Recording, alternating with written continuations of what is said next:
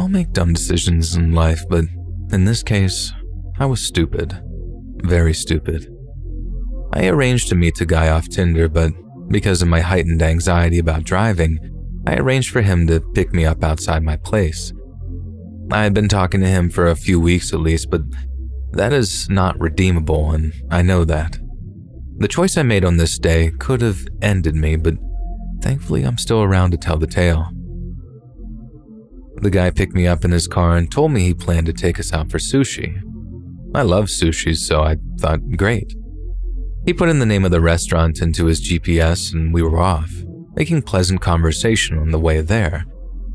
Until I started seeing woods when I looked out my window. I felt very confused. We were supposed to be going into town, not into the wilderness in the middle of nowhere. And fear hit me hard then. He said, "I swear the GPS is taking me through here. I didn't choose this path. Just please take me back to civilization," I said. My eyes were wide and I must have looked like a deer in headlights. His face was really apprehensive, so he must have known that I was scared completely crazy. Oh my God, I thought to myself. I should have just conquered my anxiety about driving and met him somewhere public. Or, better yet, not met with this guy at all. What was I thinking? I'm gonna get murdered here in these woods. I tried checking my phone to see if I could assist him with the GPS, and that's when he said those spine-chilling words. There's no signal out here." I remember just thinking to myself to try to look calm. Don't let him think you suspect he's onto something. But man, did I feel terrified. The tips of my fingers were cold while I was simultaneously sweating. If he was going to kill me, part of me wanted him to get it over with so I wouldn't be left in anticipation. His forehead was perspiring. He kept saying, I swear I'm not doing this. I'm trying to get us back on route to the sushi place." I said, I don't care about sushi anymore. Get us to a gas station. Just anywhere with people at this point." And he responds, "I don't have a shovel or a weapon or anything if that's what you're thinking." Which did little to calm my nerves. We finally reached the restaurant after what felt like an eternity. I'd never been so scared in my life. I didn't have much of an appetite and I was physically trembling when we arrived. But I figured he didn't kill me when he had the chance, so I guess it was safe now to continue with our date. I already planned on taking an Uber home because I didn't want to go through that experience again. I was shocked out of my mind when he then asked, "So do you want to go back to my place?" I nearly choked on a piece of sashimi. What? I didn't know where this was coming from, and I didn't know how he could ask me something like this now on a first date when he literally saw me pale as a ghost just moments ago. Like, how long will you make me wait before we, get it on? A day? A week? A month? I stared at him, dumbfounded. I couldn't respond because I was utterly speechless in that moment. "Well, I can't wait a whole month. I'm telling you now," he said. I didn't say anything and the rest of the date was just insanely awkward. I said goodbye as I took my Uber home, and only seconds after my driver pulled out of the restaurant, he texted me to say that he doesn't think it'll work out with me because he needs a girl with a higher libido. I didn't argue. I just texted back a simple okay, ready to be done with this man. When the Uber driver drove me home, he didn't take me through the wilderness pathway of potential murder site. He took me through the streets, other cars, lights, the sweetest scene to my immense relief. I couldn't help but wonder why my date had to take me through an hour drive through the wilderness to get to the restaurant, but it only took the Uber driver 15 minutes to get me home from the same location. The whole thing was chilling. I don't know if my date planned on anything sinister or if it was an honest mistake, but I am glad I made it out alive. I learned a tough lesson that night, one that I should have already known but that I foolishly ignored for some reason. Don't let strangers from a dating app pick you up in their cars.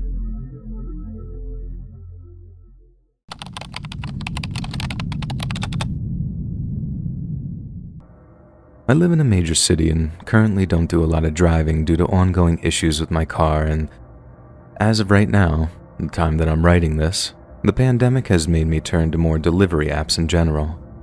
So the other day at around 1 p.m., I decided to order some lunch after doing a lot of cleaning. I placed the Uber Eats order and found something to watch while I waited for the food. Within a few minutes, a driver accepted the order, and I noticed right away that the driver, Anthony, was on a bike and didn't have a profile picture or any deliveries on record. At first, I wasn't alarmed at all, and I was almost amused, like, oh wow, I guess I'm this person's first ever customer.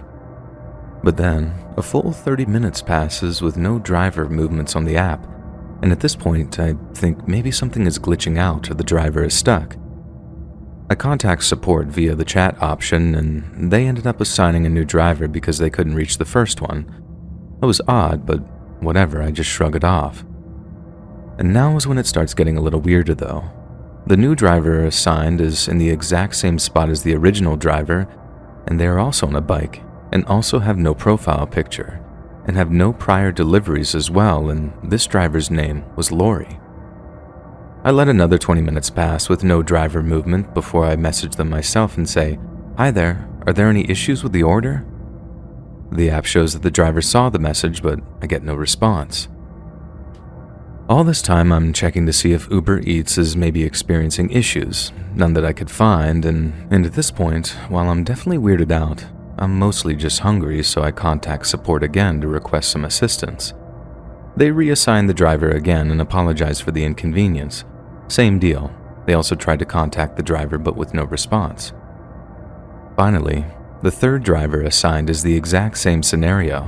Same spot, on a bike, no profile picture, no prior deliveries.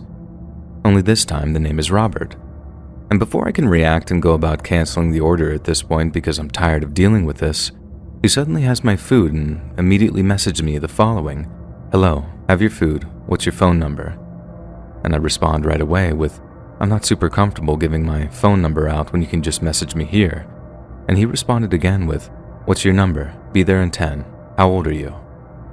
And at this point, the alarm bells are going off, and I contact support immediately to have the order canceled and get further assistance. I get connected to Uber's safety team, who informs me that the order has been canceled. I'll be refunded, and started taking down the details of the strange interactions. As I'm giving the woman on the phone the info she needs, I'm starting to calm down, thinking that this was just some creep or something. And that's when I hear a man's voice at the front door. "Miss, I got your food."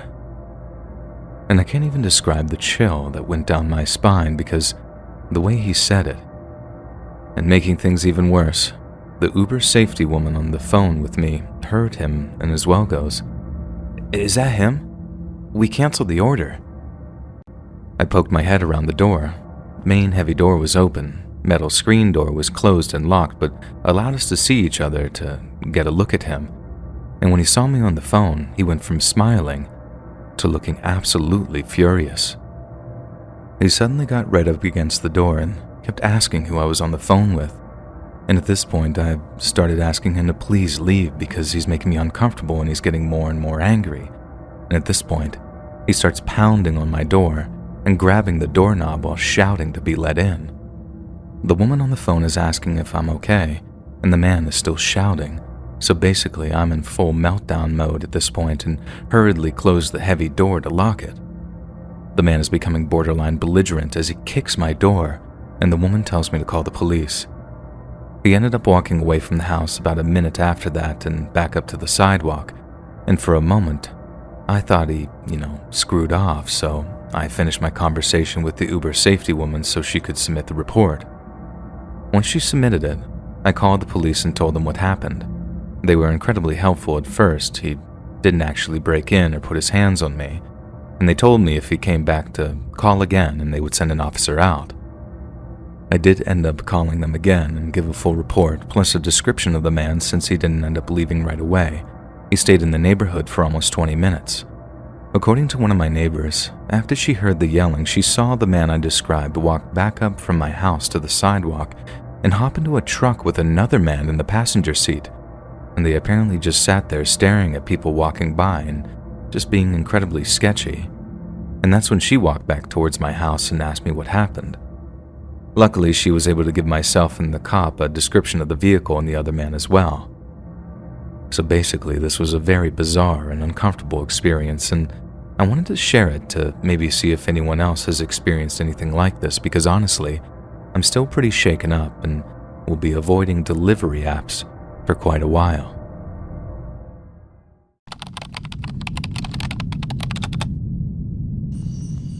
I was walking home from a late night shift at the bar where I used to work. It was a cool autumn night and the city was quiet. Well, as quiet as a city could be. There was the occasional sound of leaves crunching under my feet and horns honking in the distance. I was kind of lost in thought, thinking about how I was going to make ends meet and survive in a world that only seemed to be working against me, when I heard the sounds of heels clicking against the pavement behind me. I sort of instinctively turned around and saw a woman walking towards me. I tried not to think much of it and continued on my way. I was a relatively large and strong individual, and I knew that I could handle my own if I needed to. As I walked, the woman continued to follow me, staying at about a block behind. I started to feel uneasy and picked up my pace, but she matched it, and I decided to take a different route to try to lose her, but she seemed to know exactly where I was going and continued to follow me. I looked back and saw her face in the shadows. It was pale, almost ghostly, and her eyes were dark and sort of void of any emotion. The more I looked at her, the more of a threat she became in my mind. I couldn't help it, but I started to feel this paranoia and began running down the street. It was like my feet moved before my brain had even told them to do so. The woman ran after me, and before I knew it, she was only a few feet behind me. Given I wasn't exactly the quickest runner, but I really felt like I would have been able to outrun her if need be. But I was scared, and I ran down an alleyway hoping to lose her, but she was still there when I emerged on the other side. I looked back and saw her smile, this wide grin that sort of just gave me goosebumps. I continued running, not knowing where I was going, but I was trying to get away from her. I stumbled into a small park and hid behind a tree and tried to catch my breath. I heard the sound of her heels clicking on the concrete creeping up behind me until she was right beside me. I looked up at her and examined her eyes once again. They were deep and black like before, like pools of darkness that felt like they were looking right through me. She reached out and touched my face, her fingers this sort of ice coldness against my skin, and I felt paralyzed, unable to move any part of my body as she leaned in and whispered in my ear, "You can't run from me. I'll always be here." And with that, she was gone. I looked around for her, but there was no trace of anyone having entered the park recently besides myself. I was alone, but there was no part of me that felt safe. I just knew that she was still out there, watching me, and I could feel it. It felt as real as the feeling of hugging your mom on Christmas morning. It had to be real. I got up off the ground I found myself sitting on and started walking again, trying to get as far away from that park as possible. I walked for what felt like hours until I finally saw my apartment building in the distance. I ran inside and locked the door behind me, leaning against it, trying to catch my breath. I wasn't tired from the walking, I was just mentally exhausted from the experience. All that mattered was that I was safe, for the moment. But I knew that she was still out there, waiting for me. The next few days were sort of a blur. I was constantly looking over my shoulder, jumping at every sound. I didn't want to leave my apartment, but I had to go to work eventually. I was running out of vacation days. I was a complete mess, and I tried to hide it from my coworkers as best I could. One night after work, I was walking home, and of course, I saw her again. Only she was standing across the street this time, just watching me. My legs did that thing again, and I started to run, but she was there every time I turned a corner. She was there every time I turned around. I was trapped, and I felt like there was no way to escape her. And then, just like the last time, she was gone. I was relieved, but I knew it was only a matter of time before she returned. I couldn't take it anymore. I was scared and I didn't know what else to do, so I went to the police, but of course they didn't believe me. They laughed and told me that I was just imagining things and that I needed to see a doctor. I knew they were wrong, but I didn't know how to prove it. Days went by without seeing the mysterious and creepy black-eyed woman. Then days turned into weeks, and I thought that maybe she was gone for good. One night I was lying in bed trying to fall asleep when I heard a soft knocking at my door. I got out of bed and my heart was racing. I slowly approached the door. I didn't know for sure who it could be, but I had a feeling that it was her. I looked through the peephole and I saw her standing there, her pale face barely illuminated by the dim light from the hallway. I felt frozen, unable to move. She continued to knock, softly at first and then more urgently. I was scared, but for some reason felt compelled to open the door. Finally, after mustering up the courage I could find, I opened the door and she was standing there, just as I remembered, with those dark, cold eyes. She smiled at me, that same wide grin, and stepped inside my apartment. I tried to run, but she was too quick. She appeared in front of me again, and I struggled to find the will to escape her. I stood as still as a statue as she leaned in and whispered in my ear. "You can't escape me," she said. "I am your destiny." And again, she just disappeared. I was alone in my apartment, but I could feel her presence all around me. I knew that she was watching me. I wanted to scream, to tell her to come back and tell everyone what she had been doing to me the past few months. For days, I didn't see her again, and I felt like I was losing my mind. I was scared to leave my apartment, and I was scared to stay inside. A week later, I woke to find her standing at the foot of my bed, watching me, a dark smile on her face. I screamed as loud as I could. I was completely unable to move. It was like she had this power over me. I knew that I needed help, so I decided to see a therapist, and I explained to her about the woman who had been stalking me and how I felt like she was always there, watching me. How it all started when I was walking home alone that one night. The therapist listened to me and then recommended that I see a psychologist for a more in-depth evaluation. And after several appointments and tests, the psychologist diagnosed me with schizophrenia. He told me that the woman I'd been seeing and the feelings of being watched were a part of my illness. The feeling that I was being touched by her was what was called a tactile hallucination, and it's when you feel something that isn't there and only exists in your mind.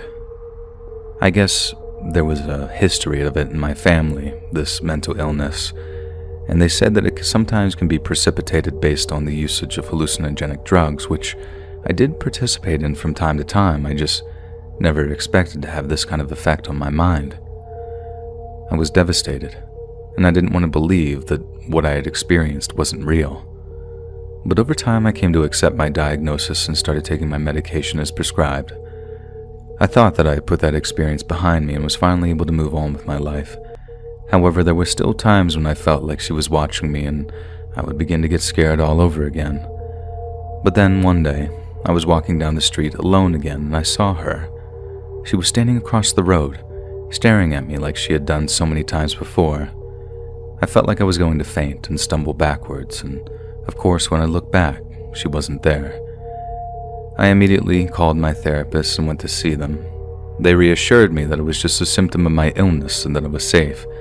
They told me to continue taking my medication, and over time, I was able to overcome my fears. I've learned to manage my illness, and I live a fulfilling life to the best of my abilities. But even now, there are still times when I feel like she's watching me. Times when I see her and even other hallucinations my mind has thought up. I still have some auditory and visual hallucinations. My symptoms are never 100% gone, but I try not to do things that trigger them. I just hope that my story will help others who are going through other mental health situations. And it's important to know that you're not alone and that there is help out there.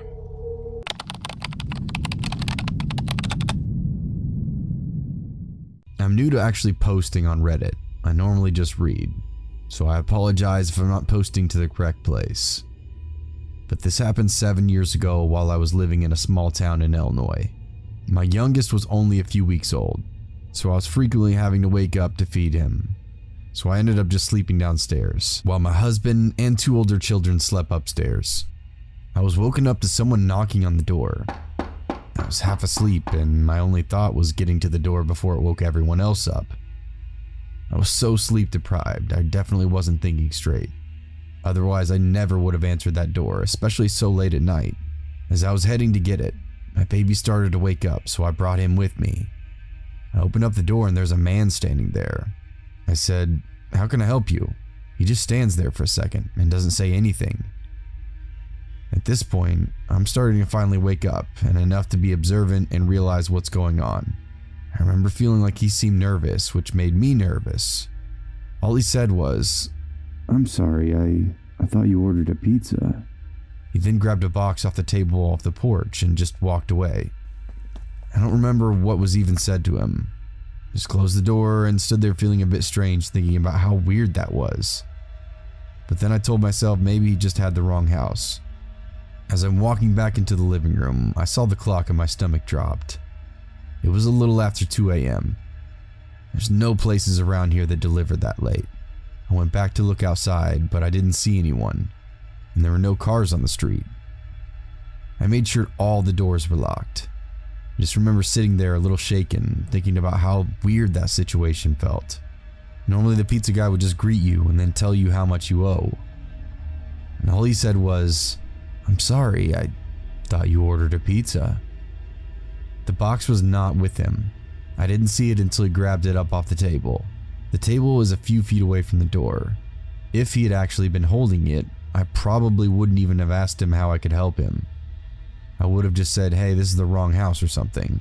I also don't remember him wearing anything associated with any pizza place around here, or even a name tag. The only place nearby was a Pizza Hut, and this would have been around March or April, so it's possible he had a jacket on, but I don't really remember. But again, nothing was open that late, I'm sure about that. The nervous vibe I got from him still tells me something was off.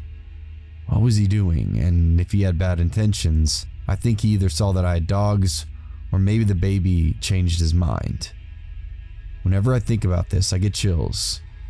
I'm lucky nothing actually happened that night.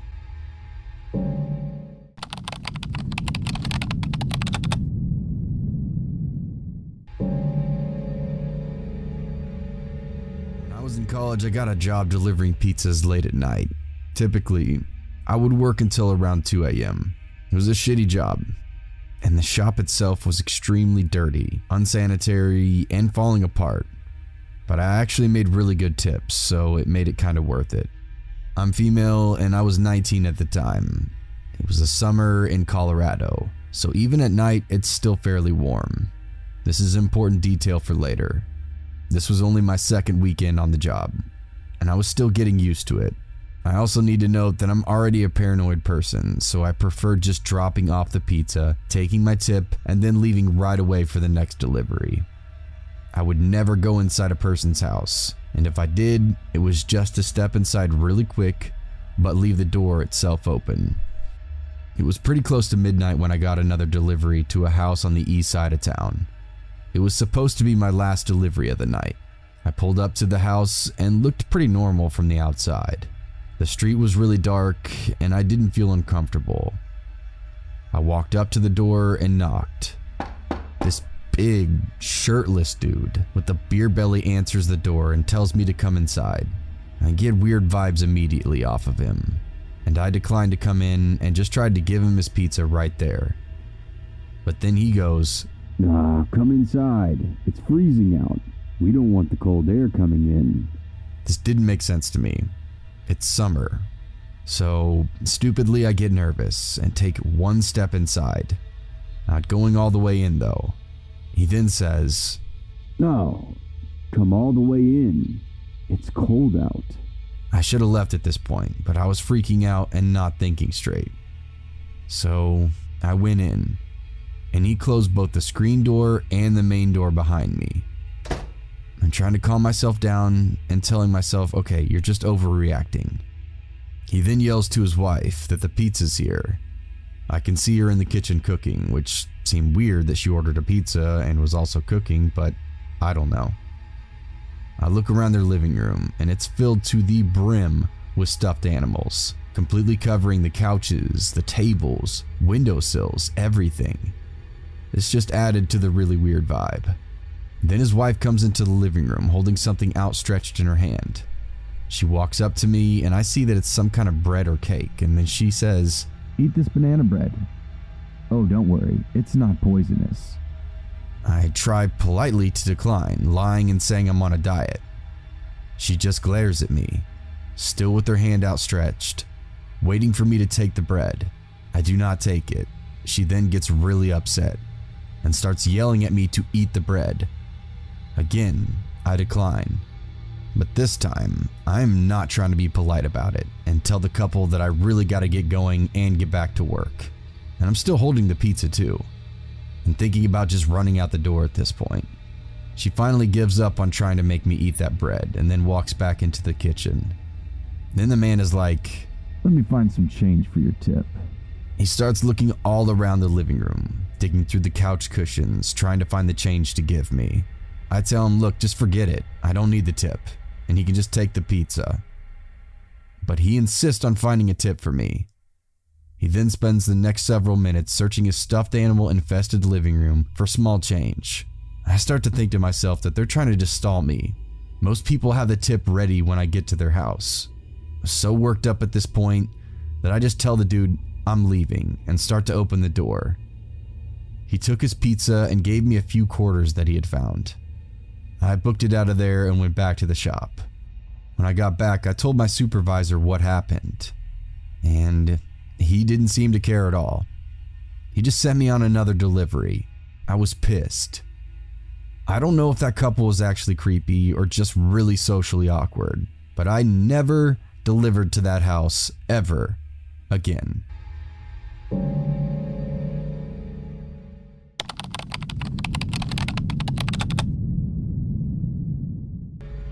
This happened over 2 years ago, at the end of my first year of university. I'm a female. At the time, I was 21. My university is in a very large city, and I was living in university accommodation, a short walk from the main campus. My flatmates had all finished their exams and had gone home for the summer, so I was alone in my flat. I was pretty stressed because I was in the middle of my first round of university exams. I decided that it wouldn't be prudent to waste any precious study time cooking, so I ordered a pizza from a very large pizza chain. It was about 8:30 in the evening when my pizza arrived, so it was on the verge of getting dark. My block of flats had a key card entry system, so the pizza delivery guy couldn't come right up to my door. I saw his car pull up outside, and I went downstairs to get my pizza. The delivery guy stepped out of his car and walked over. He was tall and stocky, and looked to be in his late 20s or early 30s. He handed me the pizza box and I said thanks, and made to walk away. The delivery guy, however, had other ideas. "You're very pretty," he said. I wasn't sure how to respond, so I said, "Thanks." And then most disconcertingly, he said, "Are you home alone?" This set off my creep alarm straight away, so I told him I wasn't. However, my order was clearly meant for one person, and I was in a large deserted block of flats at the very end of the school year, so he could have deduced pretty easily that I was lying. I was thoroughly creeped out at this point, so I turned around to walk back to the door of my flat block. As I walked away, he wolf whistled and called after me, "Wow, nice ass." As I walked up the steps, he continued to whistle and whoop, and general be as inappropriate as possible. Needless to say, I closed and locked the door of the block of flats, and then the door of my flat, and then the door of my room. Had this happened more recently, I would have called the pizza place right away to report the incident. At the time, though, I wasn't in the best state of mind, so I ate my pizza and put the whole incident to the back of my mind. I felt pretty uneasy about the fact that this guy knew where I lived. Moreover, the other residents of my flat block were known to let strangers in, which made me even more uneasy. The next few days passed without incident, and I finished my exams and went back to my parents' house for the summer. When I arrived home, I decided that I ought to call the pizza place to report their creepy employee. I did, and the young woman who answered the phone sounded horrified when I explained the situation to her, and immediately gave the phone to her manager. He took the details of my order and apologized. I never heard anything back from the pizza place, but I hope they have a zero-tolerance policy when it comes to their employees creeping on customers.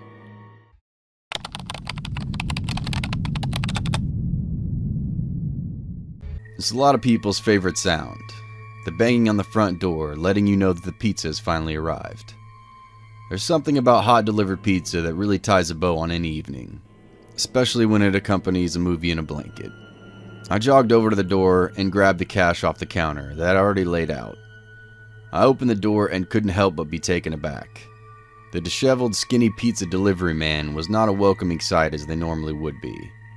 His unkempt hair and obviously dirty clothes gave me an immediate feeling of uneasiness.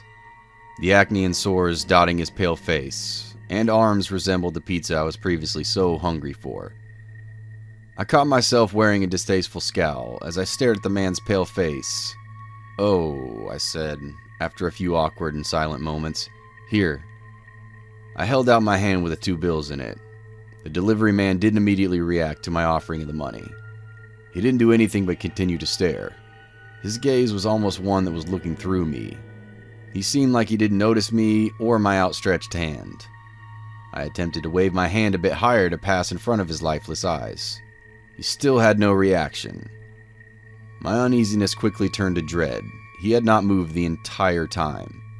He just kept standing there, staring blankly. He didn't even look like he was breathing. Finally, his eyes darted towards my hand. I couldn't tell whether he was looking at the cash or the wedding ring on my hand.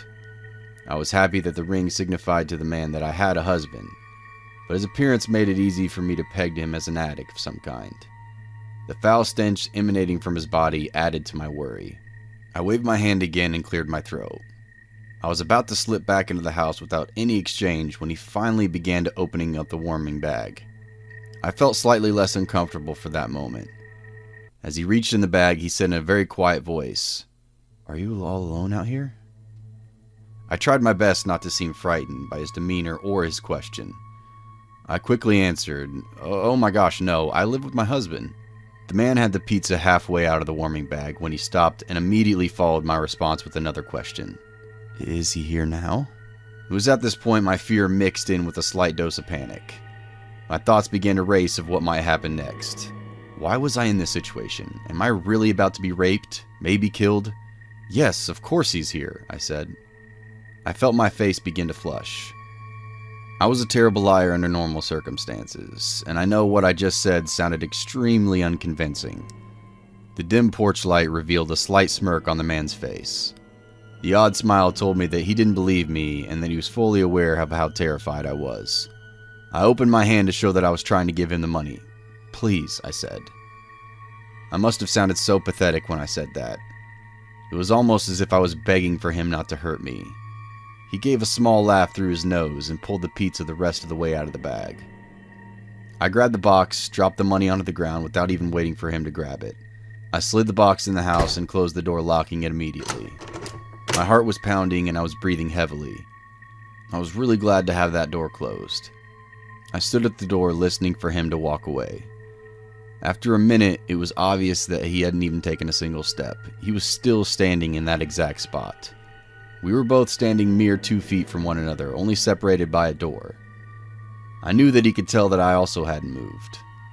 For what seemed like an eternity, I actually finally heard him walk away from the door, down the 2 wooden steps, and onto the walkway.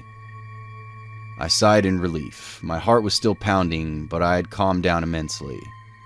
I walked over to the living room and set the pizza on the coffee table. I sat back on the couch and I was no longer hungry. I certainly was not in the mood to watch a scary movie. I didn't even have a moment to think about what I was going to do when I heard footsteps walking across the deck. Anybody walking across that deck would be able to see into the house directly where I was sitting. My anxiety levels began to climb again. 3 loud knocks startled me so much that I let out a small scream. I clutched my chest and yelled, "What? What do you want?" The aggressive manner of the knocking scared the hell out of me. The person outside the door was well aware that I was sitting in the same room. He didn't need to knock that loud. I yelled again in a trembly voice. "What? What do you want?" You forgot your drink, your single drink." He spoke as if his mouth was pressed to the crack of the door. "Honey," I yelled in an awful attempt to scare him off. "Can you get the door, babe?" Again, I was immediately reminded of how bad of a liar I was. The acting job would have not convinced anybody. "Just leave it at the doorstep," I yelled. My voice cracked as I said that, and I began to cry. "Please, just go," I cried out. I was trying to hold my breath and listen to what he was doing.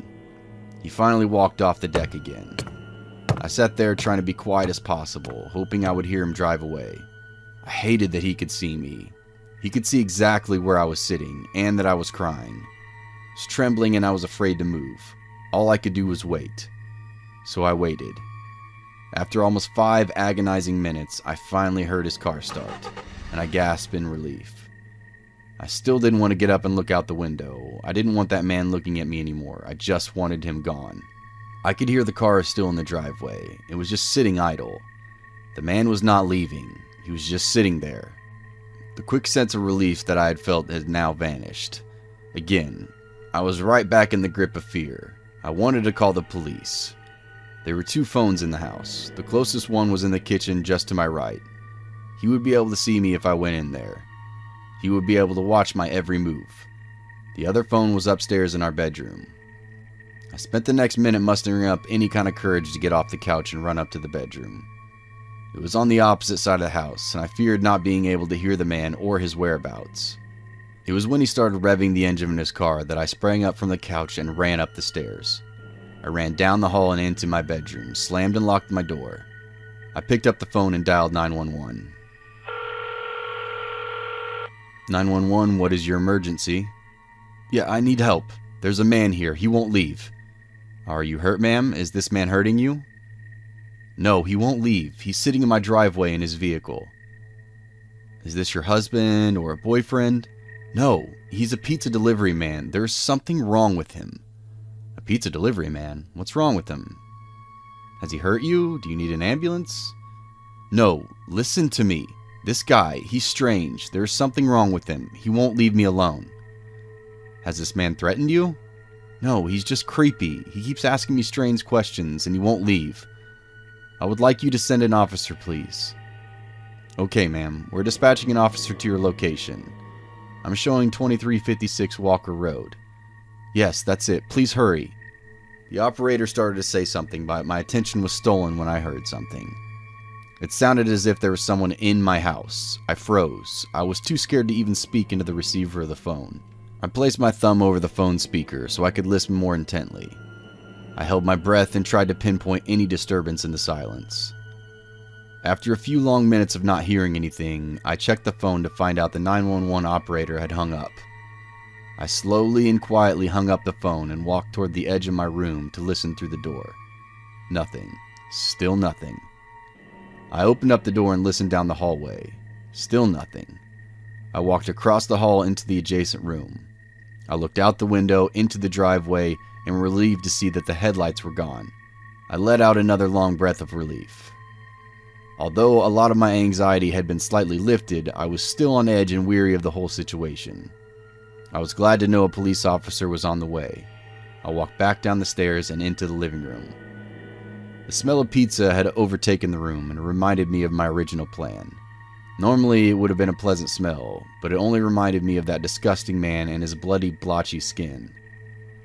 I sat back down on the couch and decided to wait for the police officer to arrive.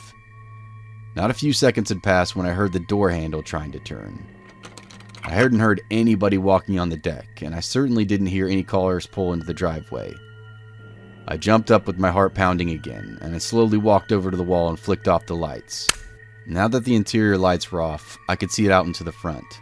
To my horror, I could see that the man's car was still parked in the driveway. I had mistook his headlights being off for the car not being there. 3 bone-shaking knocks sounded as I made me yell. "Who is it? What do you want?" 3 more aggressive knocks echoed through the house. My heart felt like it was going to leap out of my chest. The man began to knock on the door in a steady beat, seeming to get louder and louder with each hit. When it sounded like the door was about to come off the hinges, I screamed at the top of my lungs. "Go away!" The man stopped beating on the door and it fell silent. All I could hear was my heavy breathing, and I could feel my heart beating throughout my entire body. "Open the door," the man said. That menacing tone that he used brought me back to tears. "No, please go away. The police are on the way," I cried out in the darkness. "The police?" He paused for a long while. "It's probably going to take them a long time to get here, don't you think?" "I think it's just going to be me and you," he said with a laugh. "They said there was an officer close by. He will be here any second." I had begun to sound almost hysterical. I knew the man on the other side of the door could hear the fear in my voice. "Just open the fucking door." "No, go away," I cried, tears pouring down my face as I begged the man to leave. "Okay then, fine. I'll leave you alone for now. "Enjoy your pizza, Christine." Hearing the deranged man use my name made my stomach turn. I heard the man slowly walk down the deck. With the lights being off, I could see his silhouette walk by the window. I watched the man move down the walkway and slowly get into his car. I heard his car start and onto the main road. The car sat in the road for a whole minute. I watched and prayed for him to leave. Eventually the car started to move and he drove down the road out of my sight. Again, I let out a large sigh of relief. I couldn't believe how afraid I had just been. The entire ordeal had seemed like a terrible dream. Knowing that the officer was on his way was very comforting to me. I don't think I would have ever felt comfortable at all if that wasn't the case. Seeing a friendly face, a protector, a person of authority would do me good. I sat there in darkness for a long time. It seemed like it was taking the police officer forever to arrive. I had a lot of time to think. The fear that I had been experiencing over the last 20 minutes had begun to morph into anger. I was angry at that creep. I was so completely unsettled now that he had ruined my evening. Was I now fearful of being in my own house? Why did he have to say something like that? I decided to call the pizza place and complain about him. I grabbed the phone off the kitchen and called the number. "Can I speak to a manager, please?" I asked. After a few seconds, the manager picked up the phone and I began. "Hi, my name is Christine. I had ordered a delivery from you guys about an hour ago." The manager cut me off and asked, "Do you live down Walker, ma'am?" "Yes, Walker Road." "Ma'am, I am terribly sorry. I just received a call from another customer in your area. They have not received their pizza yet either. Something may have happened to our driver. We'd be happy to send out another one as soon as possible." "No, I did receive my pizza. He arrived 20 minutes ago and he threatened me." "Oh, that's strange. Can you tell me what happened?" "He's a fucking creep. He was awful. He was trying to scare me." "Who the hell do you have working for you, and who the hell is this creep?" "He? I'm confused." "Yes, the delivery man that you sent here." "Ma'am, the driver who went out to your area was Tiffany, short, blonde, and female." I felt like a dagger had pierced me right through the heart. The adrenaline that pumped through my veins almost blinded me. The manager was still sitting there speaking to me on the end of the phone, but I couldn't hear a single word. The amount of thoughts going through my head had begun to make me dizzy. I felt like fainting, and I felt like throwing up. I heard a car pull up in the driveway. For a moment I feared that it was the same driver, but as the car pulled closer, I could see that it was a police car. I cut the manager off on the other end of the phone. I don't know what's going on, but the police are here now." I hung up the phone and went to the front door to meet the cop in the driveway. I ran to the car just as the officer was getting out. "Oh, thank God you were here. I just called the pizza place and there's something wrong." The officer closed his door and walked around to meet me at the front end of his cruiser. I was so relieved that I ran into his arms and began to cry. "Oh my God, thank you. The pizza got..." As I hugged my savior, I noticed the same foul stench that I'd smelled earlier. His uniform was fitting far too large for his skinny body. I backed up off his chest and noticed the sores covering his arms, which had begun to tighten around me.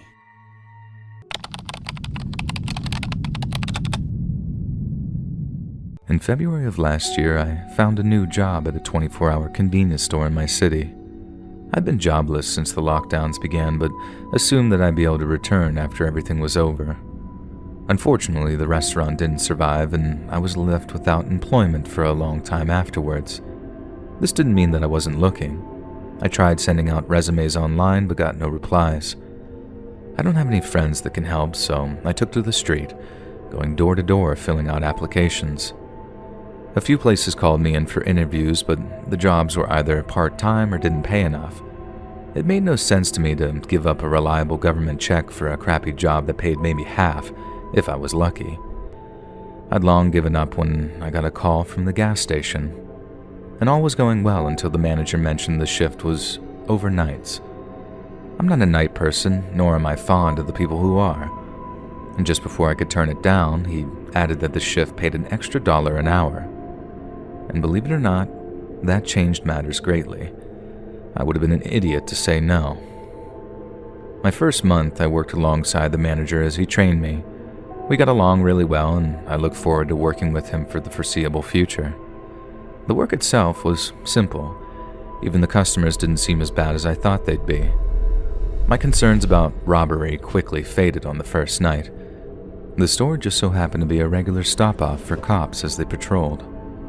An hour didn't go by without one or two dropping in for coffee or just to pass the time talking. The only real downside was that it could be boring sometimes, but after I learned how to space out my tasks, even that ceased to be a concern. Considering what I was being paid, I had no actual reason to gripe. It's hard to complain when you're getting paid to stand around and talk for most of the night. Just as I was beginning to warm up to the place, I got some bad news. Carlos, the store manager and the guy who had been training me, was going back to days. It appeared that I'd misread the circumstances. This had been his intent all along. I was very nervous about who'd be replacing him. His laid-back attitude made him easy to talk to and fun to work with. I was afraid the new guy would be the exact opposite. I was left with little choice but to wait and see. Maybe the new person wouldn't be that bad, and when I arrived for work the next Monday night, I got my answer. Standing behind the counter was a tall and gaunt shadow of a man. The rings under his eyes made him look half dead. I walked up and introduced myself. As I offered my hand, he let out a sort of loud yawn directly in my face. He stretched his arms out wide and only then slowly lowered his hand to meet mine. His name was Marc, and this was his first night on graveyard shift, and I could tell he wasn't happy about it. It wasn't a great first impression, but I could understand his reluctance to be there. I'd been in his position until very recently, and I wasn't totally acclimated to it myself.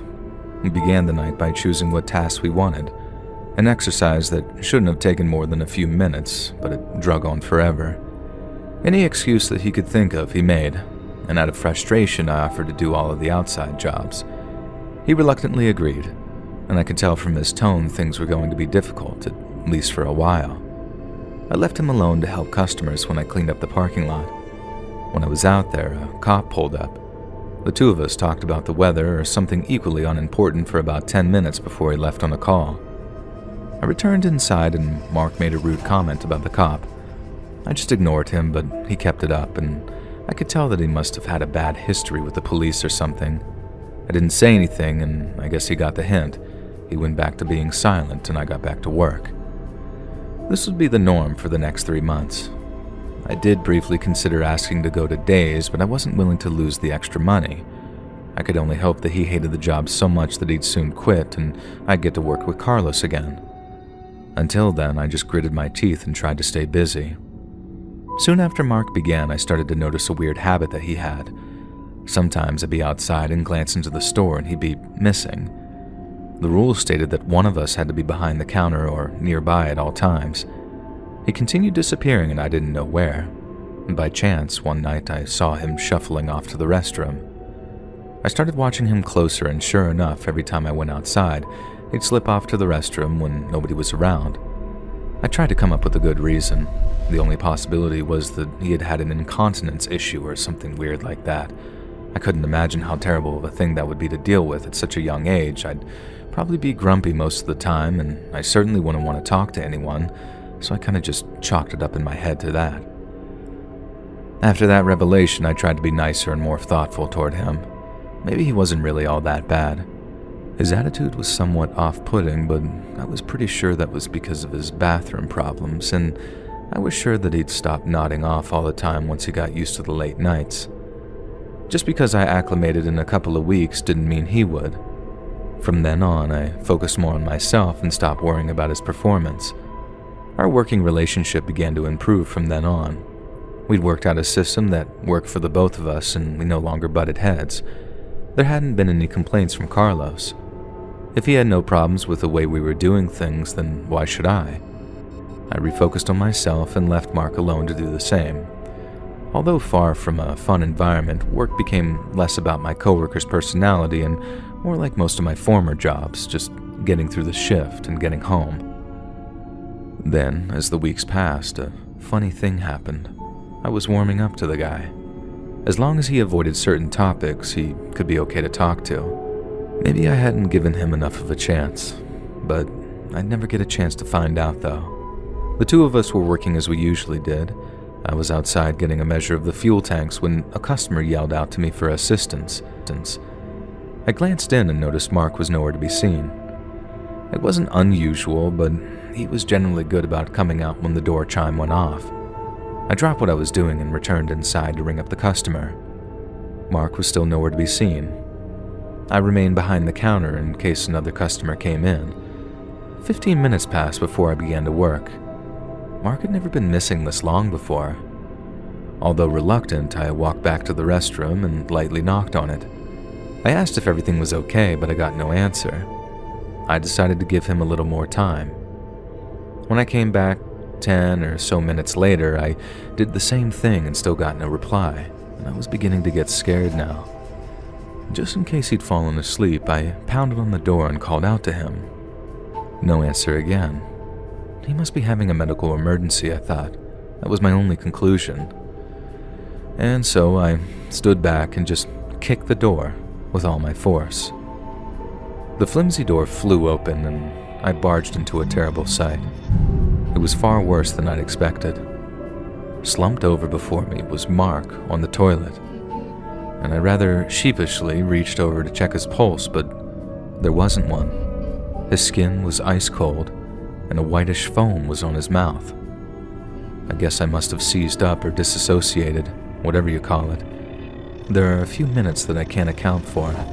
At some point, the door chime went off and jarred me back to my senses. I closed the door behind me and headed for the counter. The customer paid and left, and I returned to the restroom.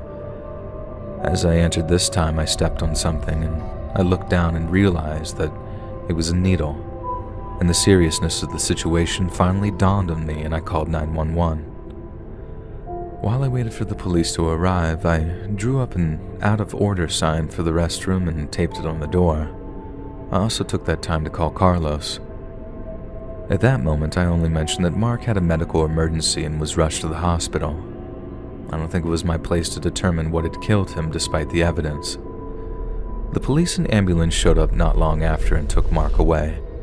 The cops and I spoke for the better part of 2 hours, and during this time, Carlos arrived and also spoke to them. I waited until it was just the two of us before I told him the full story. He seemed just as shocked as I had been. Neither of us had ever seen any sign that he was an addict. Although in retrospect, his long trips to the restroom and nodding off may have been an obvious indication to a more experienced person.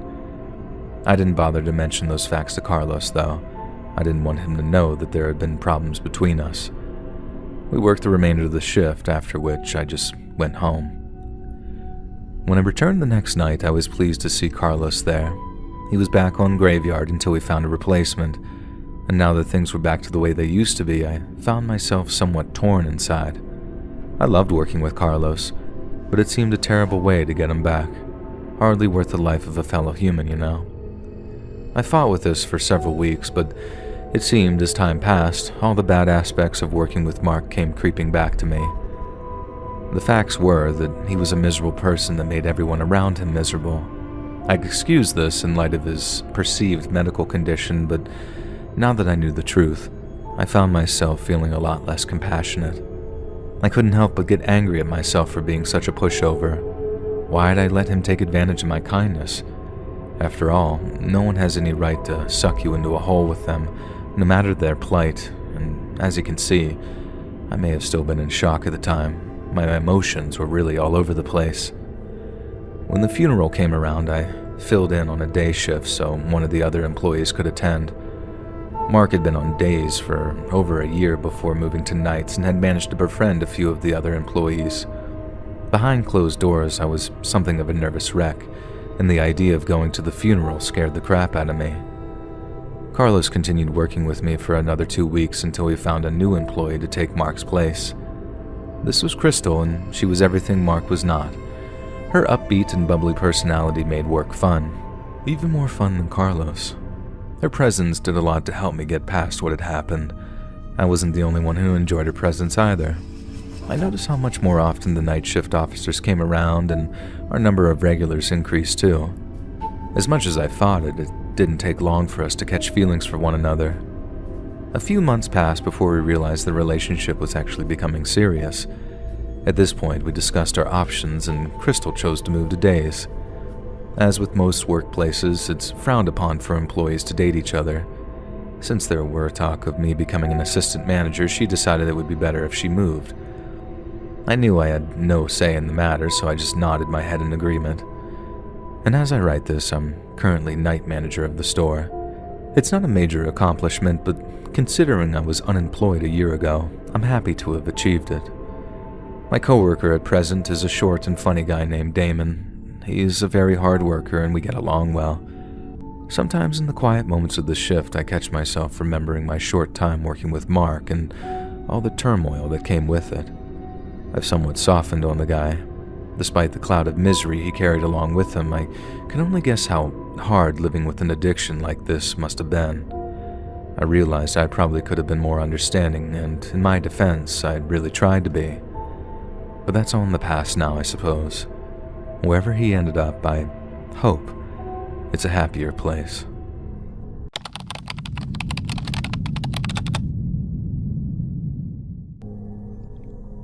I collect Ouija boards. I know how strange this sounds. Most people collect stamps, coins, vinyls, posters, and the like. I should probably preface this by saying I have pretty extensive knowledge of the paranormal. I've been having experiences with it since I was a child. This led me to delve into the world of paranormal investigation in my teens and early 20s, which coincided with my beginning to collect the boards. Since then, I have amassed quite a collection, but there is one that I refuse to even keep in my house. I'll call it the Salem board. I used to do special effects makeup for films, and I was in Salem, Massachusetts for a job. As you have probably gathered, I am a lover of the strange, unusual, and all things creepy, so I was thrilled by this opportunity. I had gotten into town a few days before filming began so I could prep, but also so I could do a little sightseeing. I was wandering through some of the shops and happened to walk into one that had a pretty large collection of Ouija boards. Some were vintage, some were etched glass, and some were burned wood. At the back of the shop there was a locked display case which immediately caught my eye. Alone on the top shelf was a board that looked as though it was the cross-section of a tree stump. It had the usual markings of a Ouija board, but they looked to be hand-carved into the wood. It was also covered with runes. I went to the guy behind the counter and asked how much it was. "It's not for sale," he said quietly. "Why not?" I asked. He looked back at the cabinet and then back at me. "That board is made from a tree that was used to hang witches during the Salem witch trials." I looked at him skeptically. That was a pretty tall claim. I really did want the board, though. It would look great in my collection and be a cool conversation piece. "Are you sure you don't want to sell it?" Once again, he looked between me and the cabinet. $150. Cash. No returns." I handed him the money and he walked to the cabinet to unlock it. He must have noticed the confused look on my face when he handed me the board. "It doesn't come with a planchette. This board was not exactly meant to be used." I wasn't exactly sure how to respond to that, so I just said thanks and left the shop. Fast forward a few months, I am back in Seattle in my one-bedroom apartment where I lived alone. I put the Salem board in my box in my closet since I was waiting on a new display case and didn't really have anywhere else to put it. My closet had 2 sliding doors and a shelf on top of the bar where you would hang clothes. The shelf was actually pretty large, so it accommodated the box with room to spare. I had gone to bed that night and fell asleep with the TV on.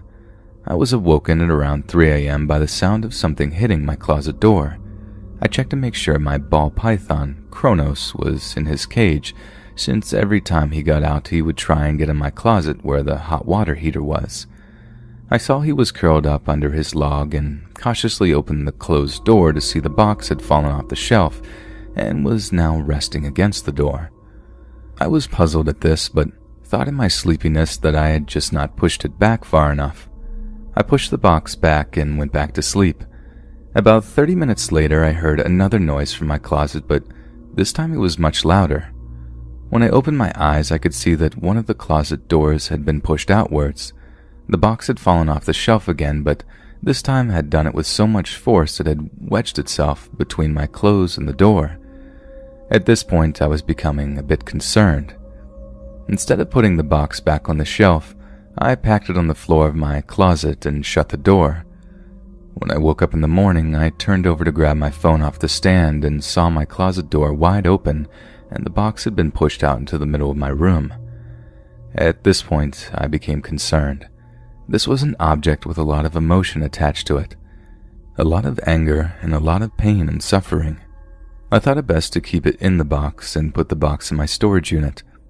A few years go by and my mom keeps bugging me to clean out some things from the storage unit since she needed some space for her stuff. It was in the middle of summer and the storage unit was sweltering. I was going through boxes, aimlessly tossing things in the piles when I came across the box. The room was suddenly freezing. I took the lid off and looked down. The Salem board was sitting on top of several other Ouija boards I had acquired over the years. They had all been cracked in half down the middle. All of them, except the Salem board. I stared into the box, trying to comprehend what I was looking at. These boards looked like someone had broken them over their knee. Surely not the result of a box being dropped or jostled. I removed the board from the box and placed it in the wooden chest I had acquired from my great-grandmother, who had considered herself to be a witch. It remains in that box to this day. I believe there are forces in this world that we will never understand. I am sure you are wondering why I didn't get rid of the board. In a way, I feel tied to it. It called to me, and I answered. I consider myself its keeper. As long as it's with me, everyone else is safe from whoever or whatever is attached to it.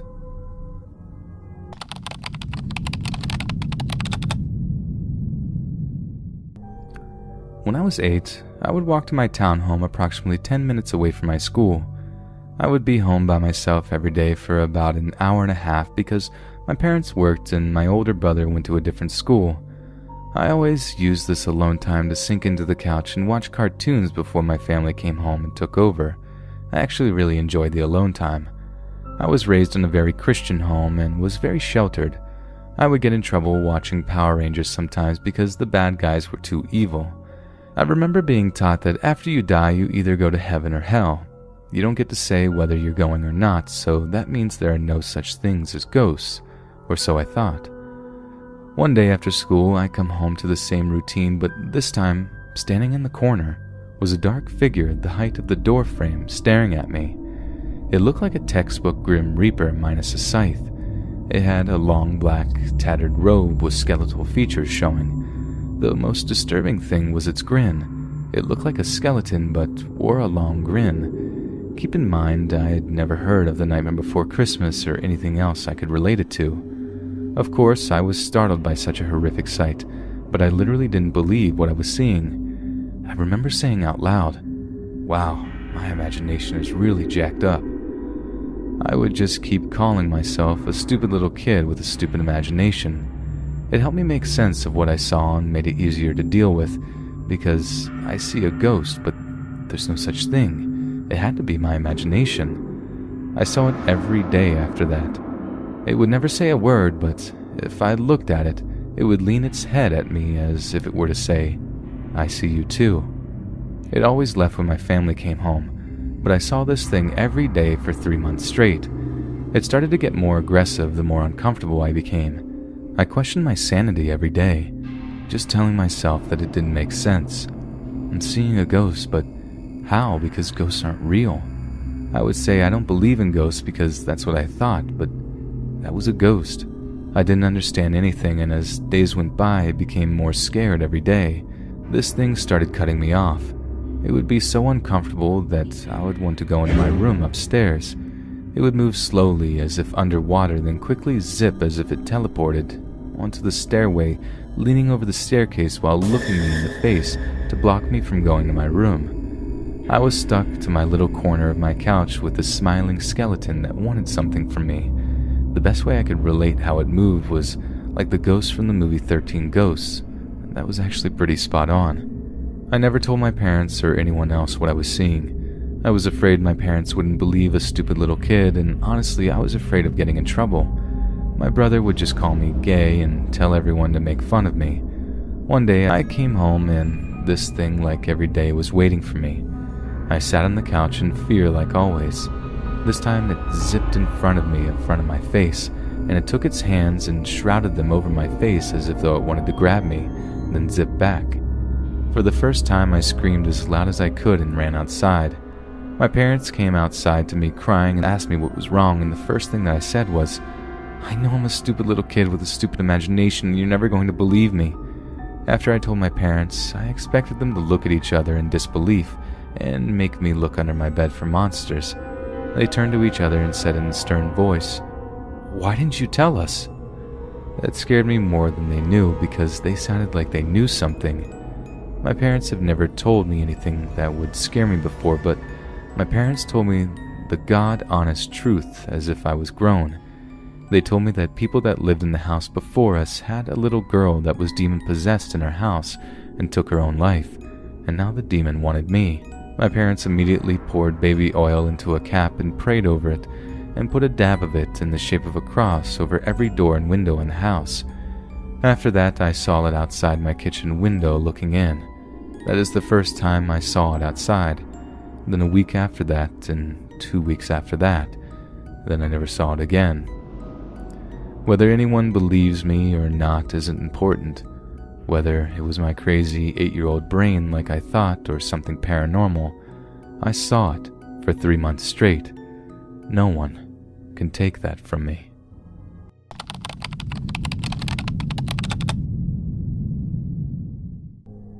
This story took place around 5 years ago.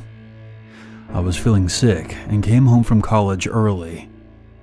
A little background of my house. My house was located in a heavily forested area, literally in the middle of the woods. The closest neighbors were about 3 miles away. When I got there, I was completely alone. Everyone else was either at school or work. The surrounding forest was noticeably silent. Usually you would hear some birds or a light breeze passing through the trees, but today there wasn't a single noise, and it was unnerving. When I got inside the house, something felt off, but I chalked it up to me just being sick and feeling exhausted from the drive. It was around 3 p.m. when I decided to get some rest. So I got into some comfy clothes and plopped down on the couch, and within seconds I dozed off. About 2 hours later, I woke up to what sounded like footsteps upstairs. I immediately started to panic, knowing that I was still supposed to be alone in the house. But just in case, I texted all of my family and asked each of them if they were home yet. To my dismay, all of them said that they were still out. I thought that maybe I was just hearing things. Perhaps I had a vivid dream or something. Before going back to sleep, I got up and went to the kitchen to grab a glass of water. As I was making my way back to the couch, I had to walk past the staircase.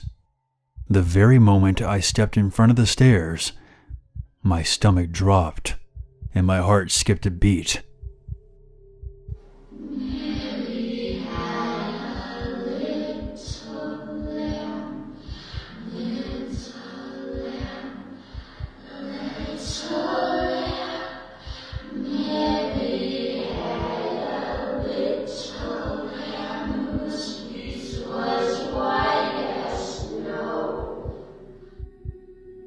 As clear as day, I heard a little girl's voice singing "Mary Had a Little Lamb." I know it sounds cliche, but that's what I heard. If I could give more detail, the voice sounded like it was distorted and echoey. There was something about it that was all wrong. Considering the circumstances, it's safe to say that I've never been so terrified in my life. The voice stopped me in my tracks, and I was frozen to the spot, too afraid to even move. After a minute, I slowly made my way up the stairs and looked into the dark hallway. What the fuck? For this next part, you can chalk it up to me being dumb and having my thoughts all out of order, because I decided to slowly make my way down the hallway and towards the creepy voice. I don't know why, I just felt compelled to do so. I suddenly felt freezing, and an overwhelming sense of dread came over me.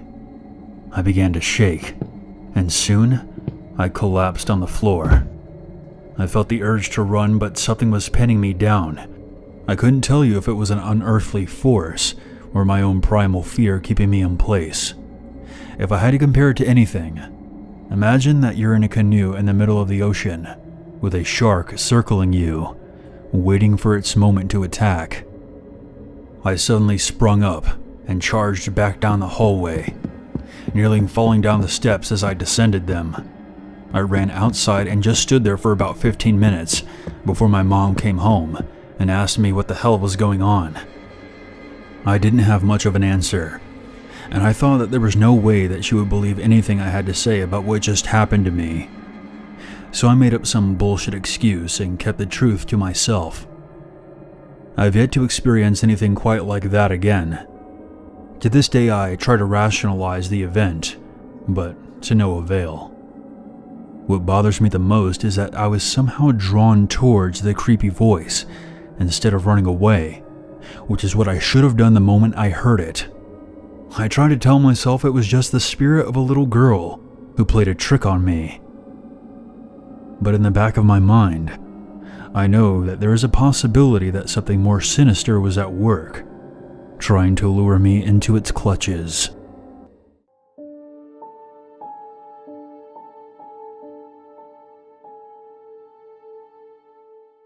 It all started when I woke up to the sound of someone hammering on my apartment door. That was the first fright I got that night, heart pounding in my chest as I grabbed the bat I kept under my bed and headed towards the door. First thing I do is look through the peephole to make sure it's not anyone sketchy, but I'm greeted by the sight of one of my neighbors. She looks terrified. She's covered in blood, and I can see just through the peephole that her face is a mess. I open up the door, she runs inside and immediately says, "You gotta get me out of here. My boyfriend's trying to kill me." I start to ask her what happened, and she says something like, "There's no time. Just please get me out of here. I swear to God, he'll kill you too for just helping me." That was what sent me into a straight-up panic, because if a guy was willing to beat his girlfriend up that badly, Lord knows that he'd be willing to put me in the ground. I just grabbed my car keys, ran downstairs with the girl following close behind, jumped into my car, then took off into the night. I remember asking her if she had anywhere I could take her, like a friend's or a relative's or something. She said no, and the best thing for us to do would be to drive to a motel so she could call the cops from there. So that's exactly what I did. I drove us to a motel and booked us a room. The clerk was obviously just as concerned as I was, but all it took was to explain that her boyfriend had tried to off her, and they were like, "Jeez, make sure you guys call the cops at least." The girl, whose name I didn't know at that point, I just knew she was a neighbor, said that she'd go up to the room and call them, then asked me to get her some ice from the ice machine so she could deal with the swelling on her face. When I got to the room, she said the cops would be there ASAP, took the ice, put it on her face, then just burst into tears. I tried my best to reassure her, telling her she was safe and stuff. Then when she finally calmed down, I asked her what actually happened back at her apartment. She told me her boyfriend was abusive and that she'd been planning on leaving for a while, but that night was the night she'd finally got the courage together to announce it to him. She said he walked into their bedroom to find her packing a bag, and not long after that, everything went to chaos. She started helping herself to the little bottle of liquor from the minibar, but not after promising she'd pay me back for them once everything had blown over. I had no reason to disbelieve her at the time. I mean, I felt like we had a kind of bond established already, but I abstained because I thought I'd be driving back to the apartment pretty soon. I asked her if she was good to wait on her own while the cops drove out to her, but she asked me if I'd stay to keep her safe. She then made the point that if her boyfriend found the blood on my apartment door, she assured me that she'd left some on there while hammering on it, that he'd know she'd been there and he'd try to attack me, or worse.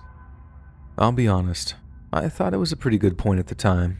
I hadn't seen the blood myself, but she was so covered in it that I believed her when she said that there was some on my door. Anyway, about an hour goes by and the cops still haven't showed up, and the motel rooms were arranged in a horseshoe shape, so we'd have seen them rolling into the parking lot if they had. I asked her to call them back to see what was going on, because obviously it was a really urgent situation, and I know that there was basically no way for the boyfriend in finding us, but I was still really paranoid that he would somehow. That's when the inconsistency started, because she gave me some lame duck of a reply like, "I'm sure they'll be here soon." If that was me, I'd have called 911 again if they hadn't shown up within like 10 minutes.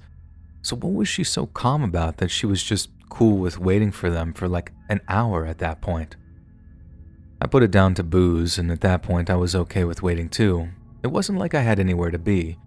I sure couldn't just go back to my apartment with that psycho supposedly just a few doors down. But that's also about the same time that I started checking out the amount of blood on her nightshirt. She had like an oversized t-shirt and girl boxers on, and like I said earlier, they were drenched with blood, but also with some blood splattered too, like little spots here and there. She had this cut over her eye, and she had a nasty busted lip, but it looked like way too much blood for just those small wounds. So I asked her if she had any other kind of injuries, like an abdominal wound of some kind that might account for all the blood on her. She said no, and that it was all from the busted lip in her eye. And immediately I start smelling nonsense. I asked her again what exactly had happened back at the apartment, and she started getting weirdly defensive about what she told me. I was starting to think it wasn't quite the abusive spouse kind of story that she told me the first time around, but I had no inkling of what was really going on. That being said, I was getting tired of waiting for the cops to show, so I decided to call them back myself. All I had on me was my wallet, my phone, and my car keys, the only three things I'd had time to stuff into the pockets of my shorts before fleeing the apartment. But when I take my phone out to call the cops, she says something along the lines of, "What are you doing?" I state the obvious, I'm about to call the cops back, and she's like, "Don't." I don't know if it was the way she was looking at me, the way she spoke, or the way she sort of tensed up when I told her that I was about to do that, but the mood in the room just shifted completely. I asked her why not, then just went right back to dialing 911. But by the time the operator spoke down the line, I looked up and saw she had a knife in her hand. She just said, "Hang up, now." So I did. I'd never had a knife pulled on me at that point, and I can't overstate how terrifying it was. It wasn't even just the knife either. It was the overwhelming creepy sensation of knowing that all wasn't what it seemed. I wasn't hiding from the threat. I was with the threat. I'll be honest here. I basically begged her not to hurt me, and to my relief, she said she wouldn't as long as I drove her to the Canadian border. Given this was in Detroit, the border isn't all that far, but I didn't want to catch charges for aiding and abetting or whatever, so I knew I had to think of something to stop that from happening.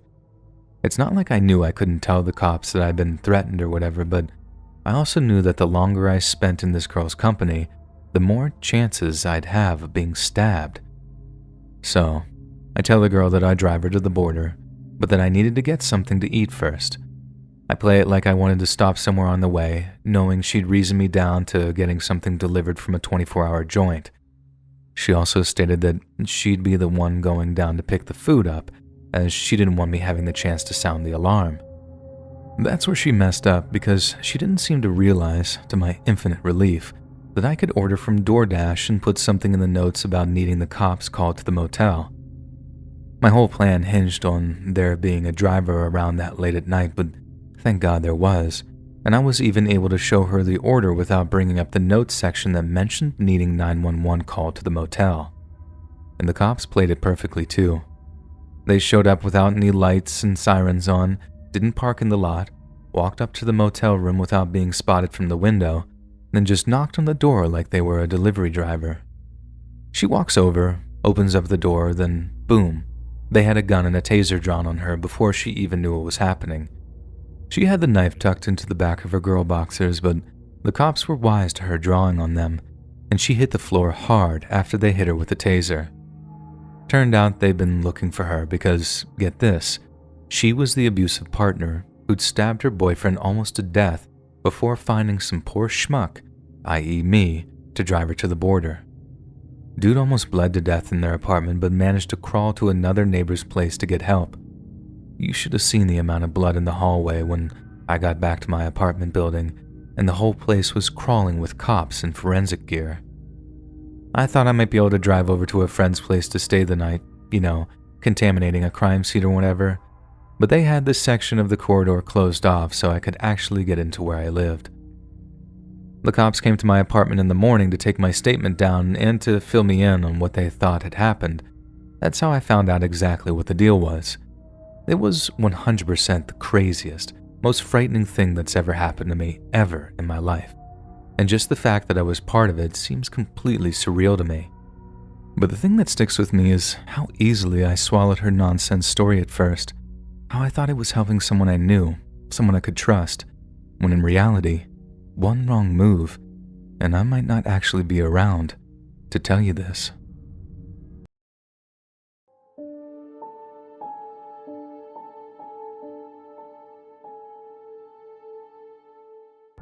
I apologize in advance for not being the best storyteller, but this is definitely a true story.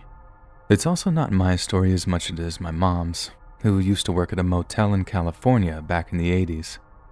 Anyways, one day a guy shows up to book a room, and I'm just going to refer to this guy as the guest, since I don't actually know his name. My mom got assigned to clean his room on the daily, but as time went by, she noticed that he always had the "Do Not Disturb" sign up on his room. So even like a week into his stay, she never once had a chance to clean his room.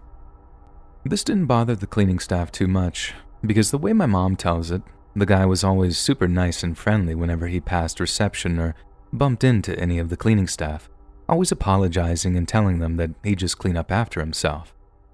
So if it saved them some work, they weren't exactly going to complain about it. Anyways, there came a point where the guy wasn't seen for a few days, and the "Do Not Disturb" sign wasn't on the door anymore, so everyone figured that he just checked out and they'd be able to clean the room again. So given that my mom had been assigned to the room like a month before, it came down to her to head over to clean it. As she got to the floor and unlocked the door to the room, a disturbing smell hit her. She couldn't figure out what it was, but she continued to survey the room, which, contrary to the guest's previous assurances, was disgustingly messy. Her words were that it looked like someone had thrown a party, even though everyone was pretty sure that no one else seemed to have ever gone into the room besides the guest. Anyways, my mom was still shocked by the smell, so she tried to track it down. Then as she followed the smell, she could tell it was coming from the hotel room closet.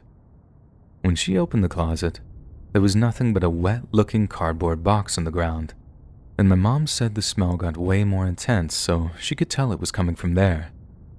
She said she had a strong suspicion that the guests had been using it to go to the bathroom in, so the last thing she wanted to do was look inside it. Instead, she puts on some gloves and covers up her mouth and nose, then picks the thing up to throw it into the trash. That's when she felt how heavy it was, like way heavier than if there was just some feces inside it or something. It was only when one of the other cleaning ladies smelled the same smell that they straight up said, "Somebody call the cops." Apparently, a few years before, this same cleaning lady had found a dead body in her room, as someone had a heart attack with the "Do Not Disturb" sign on the door, and it took almost 2 weeks before they finally went to investigate. She said it was like the exact same kind of rotting smell. Definitely not anything else from the human body, so they called the cops so they could come take a look at it. The cops showed up, cut open the box with everyone watching. Then the officer just looked up to his partner with this numb expression, saying, "Call the coroner. We'll get a 419. Someone had to explain to my mom that the number was police code for dead body. Only it wasn't like a whole body in there. That much was obvious because the box was too small. It turned out to be just a decapitated head.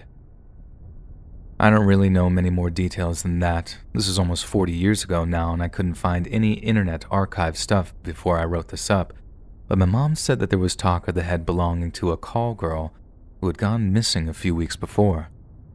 They gave all the guy's info to the cops, but apparently that didn't help.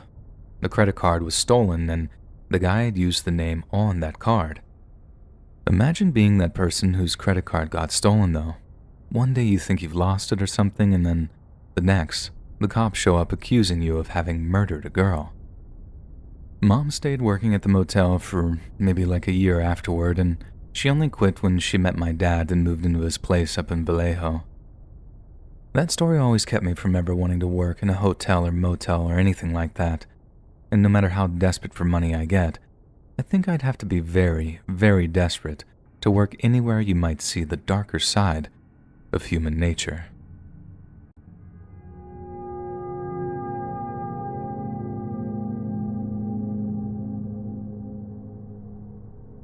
I used to work at a motel that everyone said was haunted. I must have been there for maybe 6 or 7 months, and I hadn't seen anything of the sort. Granted, I don't believe in any of that kind of stuff, so it's not like I was out there with my spookometer, but one night, I had a little run-in with someone that had me questioning my stance on the supernatural altogether. So at this particular motel, we had what was basically an on-site diner that was just across from the rooms, and everything is single-story. That night, and we were expecting 2 elderly sisters to check in for a few nights. These 2 sisters just so happened to be friends of the owners and fairly regular guests who came to stay on the owner's dime maybe 2 or 3 times a year. Only, I hadn't met them yet, so I had no idea what they looked like or anything.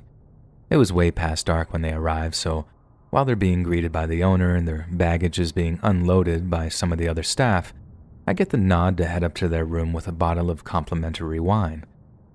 So, I head to the bar in the on-site diner, grab a bottle of our best wine, then head out of the back door of the diner and around to the back of the motel. This is a pretty crucial part of the story, as I'd been told the wine had to be a surprise. They'd never have accepted it otherwise, and the owner wanted a little showmanship for his friends, or more accurately, to make it look like he'd bothered to put some effort into it prior to their arrival. Either way, it meant that I didn't see the old ladies arrive, otherwise this story basically would never have happened. There's basically no one else around, and right after I put the wine into the motel room, I head out intending on scurrying away from the room so that the ladies don't catch me having planted their little gift. Only the opposite way I was due to head, I noticed one of the hallway lights was flickering. I swear to God, it was seriously like something out of a horror movie, because I turned to look, and underneath the flickering light, wearing a long, flowing dress, is a headless figure. At this point, it's important to note something about this whole dumb story about the ghost haunting the motel. Legend has it that it was a hung woman whose body had gone undiscovered for so long that she'd rotted to the point where her neck basically tore apart from the rot and the strain. Therefore, it was a headless ghost that was haunting the motel. I know that's about the lamest ghost story you've ever heard of, right? But then imagine being me, seeing that headless figure standing under the flickering light, and you can imagine why my heart went from 0 to 60 as I looked at something that I had absolutely zero explanation for. I think I gasped so loud and so much that my lungs felt like they were about to burst, and that caused the figure in front of me to turn around. Okay, it wasn't a ghost, like I said. There's no such thing as ghosts or spirits or anything of that nature. But there is such a thing as osteoporosis. Osteoporosis is a condition that severely weakens the bones of people who suffer with it. And in older folks, it can mean that they end up with some pretty painful hunching postures, or in this old lady's case, bones so weak that she could barely support her own head. This meant that from behind, it basically looked like this poor old lady had no head at all. Anyway, she turns around, gives me this look as if she'd horribly been offended by my terrified gasp, and I'm forced to explain it away like, oh, I'm sorry. I didn't see you, you startled me. She just frowns, points up at the light, and says something snarky like, better get that fixed, young man, then waddles off along the corridor. I felt like a total idiot. I seriously thought that I was looking at the very same ghost whose existence I've been denying for months on end. I can't even lie. It was one of the scariest and creepiest moments I think I've ever experienced.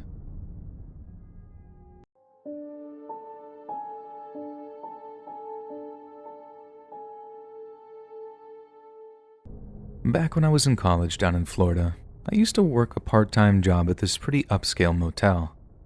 The motel had this pretty nice pool, and this one time, after a series of pretty gnarly rainstorms, I was tasked with cleaning it. This was really out of the ordinary, as we had an actual specialist that came in when the pool was that bad. But my manager said the guy was up to his eyeballs in jobs and wouldn't be able to come out for a few days. And since it was costing us guests, he told me that if I got it done, he'd let me go early and still pay me my full day wage. Absolutely no-brainer, so I accepted. Then about a half hour into the job, this absolute perfect 10 knockout of a girl around my age comes to the pool in her string bikini and asked how long it'd be until the pool was swimmable. I shrugged and told her I didn't know, that it was taking a long time as it was, and I'd only scooped like a quarter of the debris out of it.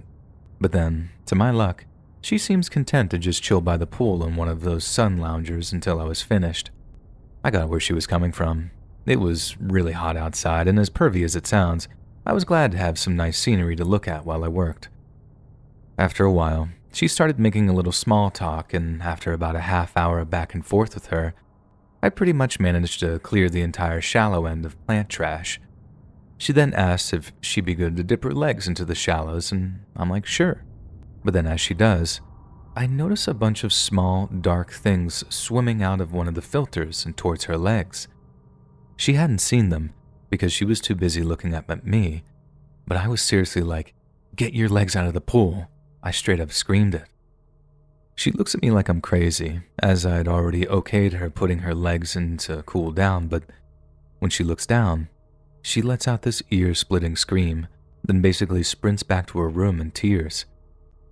If you'd never seen Florida water bugs, now's the time to Google them, and more specifically, to Google how big they can get. Somehow, I'd never seen those evil-looking things until right then, and Jesus Christ, they're a sight you're likely not to forget anytime soon. Worst thing is, they actually do bite people, which is exactly how they got their nickname of toe biters. They're not dangerous, like they're not poisonous or anything, but they're just about the last thing you want to see swimming towards your legs while you're dipping them in the pool. I'm not great with bugs either, so I noped out of there and told my boss that as much as I appreciated the offer of the day off, I wouldn't be carrying on cleaning the pool that day.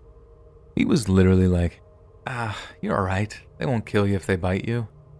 And I straight up told him that I'd rather he fire me than make me clean the pool while those terrifying little things were swimming around in it. Thankfully, he relented and told me to close the pool off by putting the chairs around it like a little fort until the pool guy could come out and completely drain and filter the thing. Apparently, they're pretty easy to kill just by using vinegar or something, but the pool guy still uses protective gloves and stuff because, get this, the water bugs can fake being dead, then just pop back alive into tricking you into thinking you're safe. That's pure nightmare fuel to me.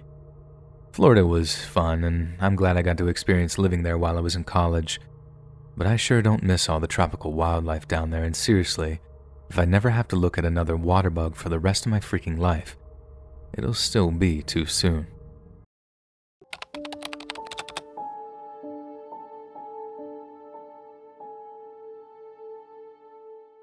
I recently had an experience I'd like to share here. For the past 2 years, I've worked for a service that places house sitters with clients in need of such people. Besides having to sit in 1 or 2 dirty homes, my job has been without note. There would be no indication that this following position would be any different. I arrived just before 7 a.m. as I was instructed. My clients were on their way out. They were a young couple with 1 child heading on their first family getaway since the pandemic began. The father left me with a few last instructions and they were on their way. The house itself was a nice 2-story structure you often see in more affluent areas of the country. Not my most posh assignment by far, but very comfortable nonetheless. I unpacked my things in the guest bedroom and made myself familiar with the home's layouts. From the look of things, my stay would be a quiet one. I expected to spend my times as I usually do, watching a film or 2 on streaming services or catching up on my YouTube subscriptions. For the first 3 days, everything played out as I had planned. It would be the 4th, which I'd be tested in a way I never thought possible. When I rose from bed that Sunday, the sun was just beginning to peek over the trees. I prefer to awake early when I am working just in case someone is scheduled to drop by. My livelihood relies on my good reputation. I never want to endanger that, and people do talk after all. Just after 7, I sat down to do some paperwork and heard a knock at the door. I answered, and a tall, muscular, older man introduced himself as Chris.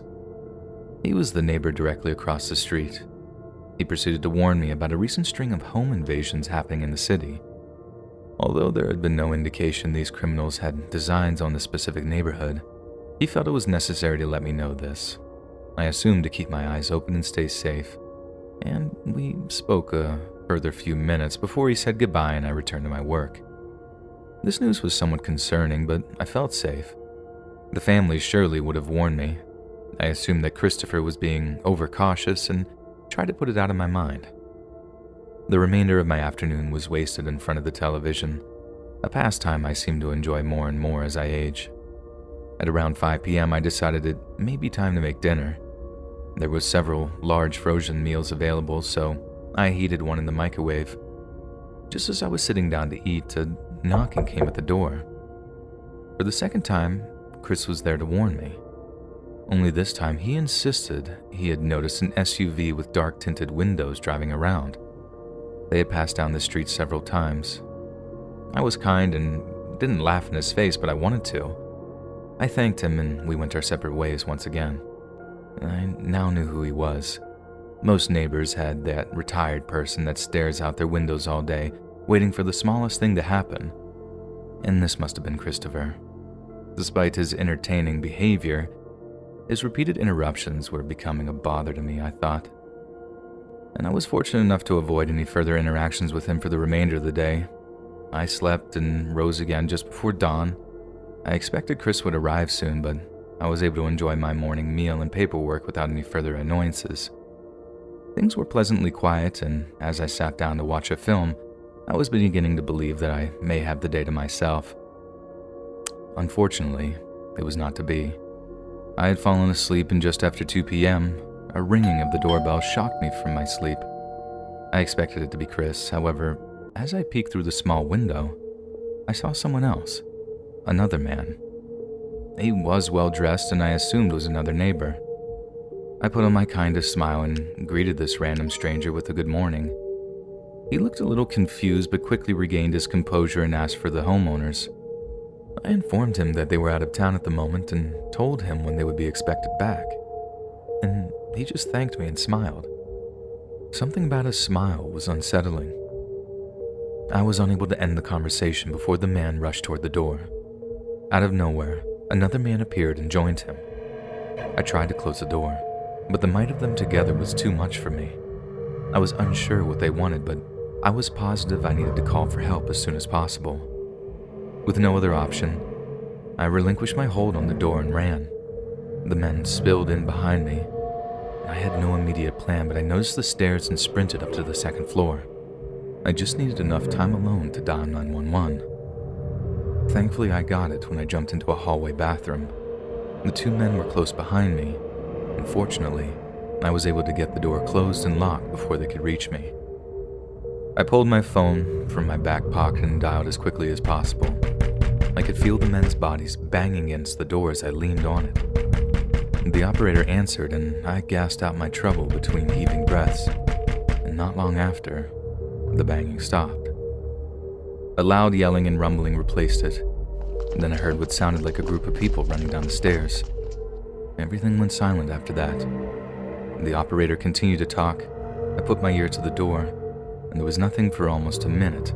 Then a faint voice said my name. It was weak at first. I almost thought it was my imagination, but then it came again. It was now much stronger and closer, and I realized it was Christopher. I meekly answered. I was still unsure of what was happening. The men are gone. I got a piece of one of them, but I guess they didn't want no more.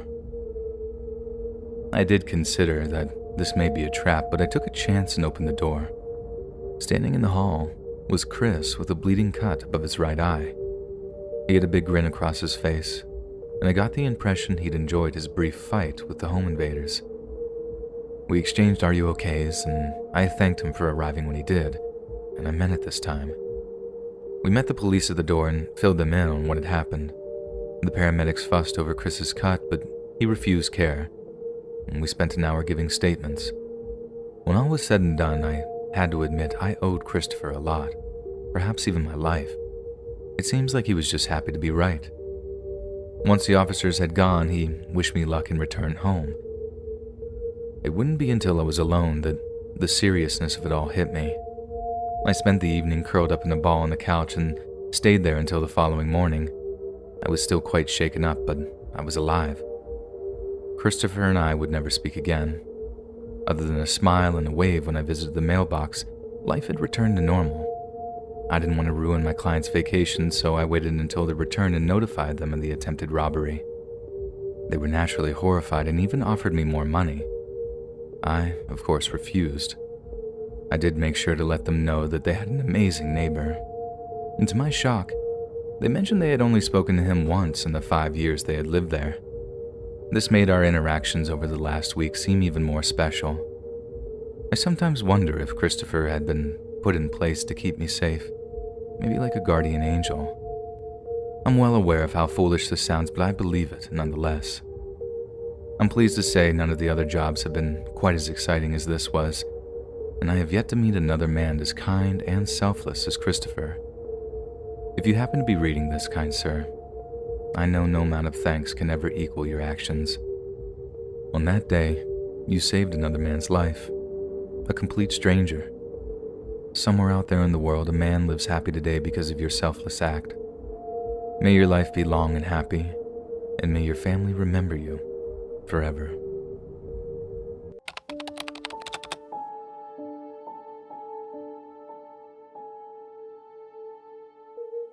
I'm sharing this story specifically as an example of what not to do when you are seeking reliable help. To begin, this was 2018. A well-loved member of our family passed suddenly. An already stressful situation was made worse because of the funeral's distant location. We would have to fly if we wanted to arrive on time. Both my wife and I called multiple boarding businesses, but they were all booked up. We then switched course and sought out house sitters. At some point in the search, a neighbor volunteered their son for the job. The boy had always been respectful and appeared trustworthy on the surface. I had my reservations, but time was running out. It would only be 3 days max. I didn't think he could mess up much in such a short time, and we agreed on a price and the family began packing for the trip. Before we set out, I made sure to leave a note for the boy reminding him of his responsibilities and the location of everything he'd need. I then tried to focus on being there for my family. We arrived in town for the funeral and things went as well as could be expected. My uncle and I had been very close during the course of my growing up. He was the kind of guy you could count on in hard times. Without him, many of us felt somewhat lost. My aunt probably more so than myself, and during our 2.5 days away, I didn't receive any calls or messages. I generally take that as a good sign, but I should have known better. What we would discover upon our return was not only shocking, but an honest-to-goodness lesson on who you should trust. By the time we all arrived back in town, I wanted nothing more than to get home and relax. It was just after 9 a.m. when we pulled into the driveway. Everything looked normal from the outside. It was the inside that drove me over the edge. The moment I stepped inside the door, the acrid, sweet smell of booze and vomit hit me. The kitchen itself was trashed. Dishes were stacked over the edge of the sink. Empty and half-empty liquor bottles covered the counters. I was already starting to get angry. Then I smelled the stale cigarette smoke. I despise nothing more than cigarettes. My grandfather was a chain smoker from the time I can remember, and I had to watch him slowly die because of it. In the living area, I encountered 3 young males sleeping. One was the boy, I say boy, although he was nearing 17 at the time, who had left in charge of the home. I shook him awake. Rather than appearing scared, he calmly wished me a good morning. This made me even more livid. Had I been 20 years younger, I may have struck him. I did, however, verbally unload upon him. At first, I demanded an explanation, but quickly realized nothing would justify the state of the house. The other 2 boys were now awake. I yelled for all of them to get out. My wife could tell I was very upset, and she attempted to reel me back a little. In retrospect, I'm now glad she was there. I can't recall a time I've ever been so angry. My temper is not something I'm proud of, Losing control of my emotions in any way is not something I want my children to see. The boys slowly pulled their things together and left, but it wasn't over just yet. My daughter noticed our lab, Roscoe, hadn't greeted us when we arrived. While I made sure the boys left, our kids began searching the house for him. When my daughter went into her room, she not only found Roscoe, but our cat, Midnight, locked in the bedroom with him. It was obvious they had been there for a whole day at least. They had both soiled the carpet more than once. These are both older, housebroken animals who haven't had an accident since they were very young. I could feel myself boiling over. The stupid little boy hadn't even left them with a source of water or food.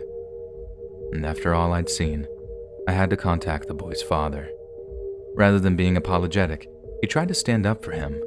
He even gave me the "boys will be boys" line. I couldn't believe what I was hearing. Weren't there any responsible parents left in the world? I proceeded to go on a tirade, which ended with me hanging up.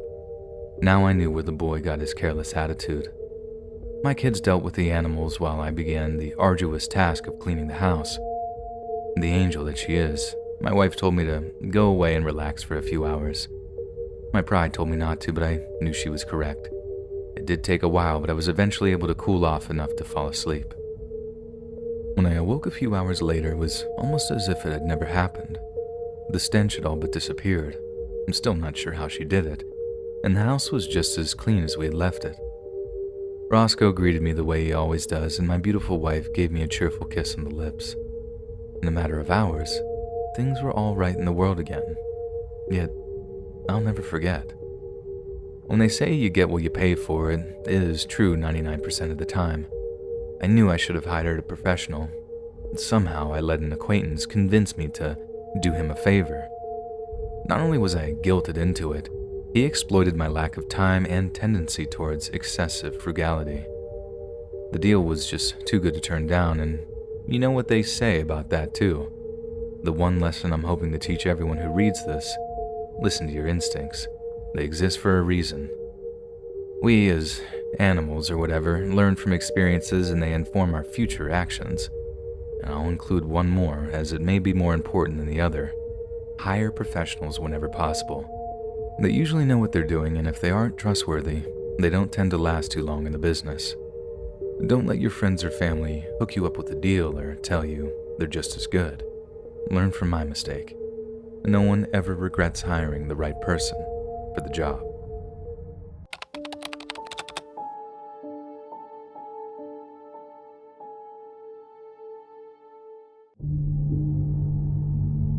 My story takes place in 2014. I was 2 years out of college and couldn't keep a job to save my life. My attitude wouldn't change until much later. Anyhow, I got connected with a house-sitting agency. The job itself was cool, but the woman running the place was just a jerk to everyone. You may be seeing a pattern here, but I promise you, in this case, I wasn't the actual problem. Well, I put up with her terrible attitude for as long as possible. Nevertheless, the day came when I gave her a piece of my mind. I've gotten a whopping 3 months of experience in the business at this point, and somewhere in my crazy mind I got the idea I knew the business better than her, and I decided to go independent. I put up a post selling my skills on a few sites. Nothing came out of it at first, but I got my first call on that following Monday. This job unfortunately fell through at the last minute. I was back at the beginning. It took 6 more days before another offer came through, and this was from a family just 10 miles from me. They were planning a vacation and needed someone to take care of their dog. The father with whom I spoke sounded very nice. We made an appointment for the following day for me to come around. The next day I dressed in my best outfit and drove out to meet them. The house was set off by itself on 4 acres near the county line, a mostly rural area. I'd sat for another family nearby, so I had no reason to be suspicious. As I pulled up to the house, I was a little disappointed by the state of the place. Despite being a large house, it was somewhat run down. Also, the family's 2 cars were at least 10 years old and a little beat up. I didn't want to be a snob, but I had a feeling the inside wouldn't be much better. The idea of spending 3 nights there sounded a lot less appealing now. None of this mattered, though. I had made an appointment and I was going to keep it. Besides, nothing said I had to take the job if I didn't want it. With all this in mind, I rang the bell and put on my happiest face. The door was answered by a well-dressed young man who identified himself as the father. It did strike me as odd that a man would dress so neatly but stop at his shoes, a pair of old, raggedy running shoes, but I assumed he had a reason and put it out of my mind. He invited me in and we sat together in the kitchen. I was relieved to see that the interior was in better shape, but I did notice a slight musty smell. The job was looking a bit of a mixed bag. I was leaning toward turning it down, but what came in the next half hour or so would determine my final decision. While we waited for his wife to join us, the man and I made small talk. I was told she was putting the kids down for a nap and would be just a moment. I could hear movement down the hall. There was no indication that he was lying. However, as the seconds passed, small little things began to bother me. For starters, there was no sign any pets or children lived there. No toys laying around, no sippy cups, no water bowls or dog beds. The closer I looked, the less it looked like anyone lived there at all. Yet, it was fully furnished, but no dishes sat on the counters or appliances ran in the background. I began to feel a slight unease. Something was telling me to get out. And while this was all going on inside my head, the father was talking. He was telling a story and using his hands a lot. And this was when I noticed his fingernails. Why would a man who seemed to care so much about his appearance have such dirty fingernails? Strike two. This is a mid-level office worker if I had to guess. He would certainly not be doing manual labor. Even if he had a hobby like woodworking, wouldn't he bother to at least clean under his nails? I'm well aware of how stupid this all sounds, but put it together, with all the other things I've noticed, my instincts were telling me to leave. I knew if something was wrong, I needed to play it cool. If not, I didn't want to cause a scene. No sense in destroying a business before I even got it off the ground. As calmly as I could, I said I had forgotten something in my car. I'd go out and grab it, then return in just a moment. I smiled and stood up. As I turned to walk away, the man grabbed my wrist and held me. Strike three. This was all the proof I needed. My heart began to pound. He looked at me and spoke through gritted teeth. "You're not going anywhere, honey." All the kindness had left his voice. The true face now stared coldly back at me. Panic surged through every inch of my body. I knew I wasn't going to leave this place the same person I was when I entered. That is, if I ever left at all. I noticed his eyes jumping back and forth from me to the hall. He appeared nervous. Perhaps his partner or partners were being detained by something. All I knew was that I had to get away before they arrived. I waited until he looked toward the hall again and took my chance. I yanked my arm away as hard as I could. His temporary lack of focus gave me just enough advantage to break free. I ran straight for the front door. I had wisely worn flats instead of my usual heels. This decision was the thing that allowed me to get away. Any woman reading this knows why. And no sooner had I broken free, my captor yells out to his accomplices. Why he hadn't called to them until now still eludes me. Not bothering to lock my car door was another choice I'd made that would ultimately benefit me. The distance, although just a few feet from the door to my car, seemed like miles. I made it into my car and was able to lock the door before they managed to catch me. I did finally get the car going and sped away from the property. As I sped down the highway, I called 911 to report my near abduction. I wasn't sure if my attackers were still pursuing me or not. I made for the nearest police station. I didn't dare let my guard down until I was safely inside the building and speaking to an officer. I quickly repeated my incident to the cop. He filed a report while we waited to hear from the patrol cars that had been sent to the house. It wasn't a shock to hear that the men had fled. What did shock me was what the officers discovered in the master bedroom. The report stated the following, but I will be paraphrasing. When officers White and Dawson reached the largest bedroom of the home, they discovered it had been stripped bare of furniture. In place of the furniture, the walls and floors had been covered in multiple layers of what looked to be contractor's plastic sheeting. What purpose the assailants had in mind for the room can only be guessed at this time. I still tear up at the thought of what awaited me in that room. I've never been a religious person, but I can't help but feel someone or something was watching out for me that day. I wish I could say that my would-be attackers were caught and are now doing life in prison, but the truth is, they remain unidentified to this day. I decided the independent house-sitting business wasn't for me. In retrospect, my overconfidence in my ability to protect myself is what led me to that house, and no one could have convinced me I was wrong. Since that day, I've become much more vigilant about my safety. I don't go anywhere without crossing all my T's and dotting my I's. By far, the most important thing I do is listen to my instincts. They are what saved me that day. And don't worry about offending someone if you feel you may be in danger. We have these senses for a reason. Please, pay them close attention and be careful, ladies. Goodbye, and stay safe.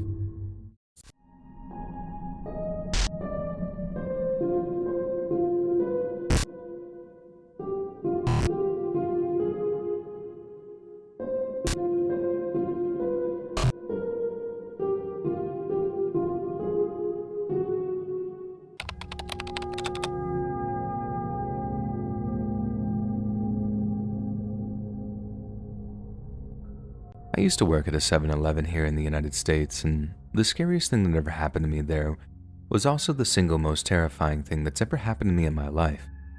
It happened on a particularly quiet night, and I was still kind of hungover from going out drinking the night before, so I wasn't even paying attention when the guy walked into the store.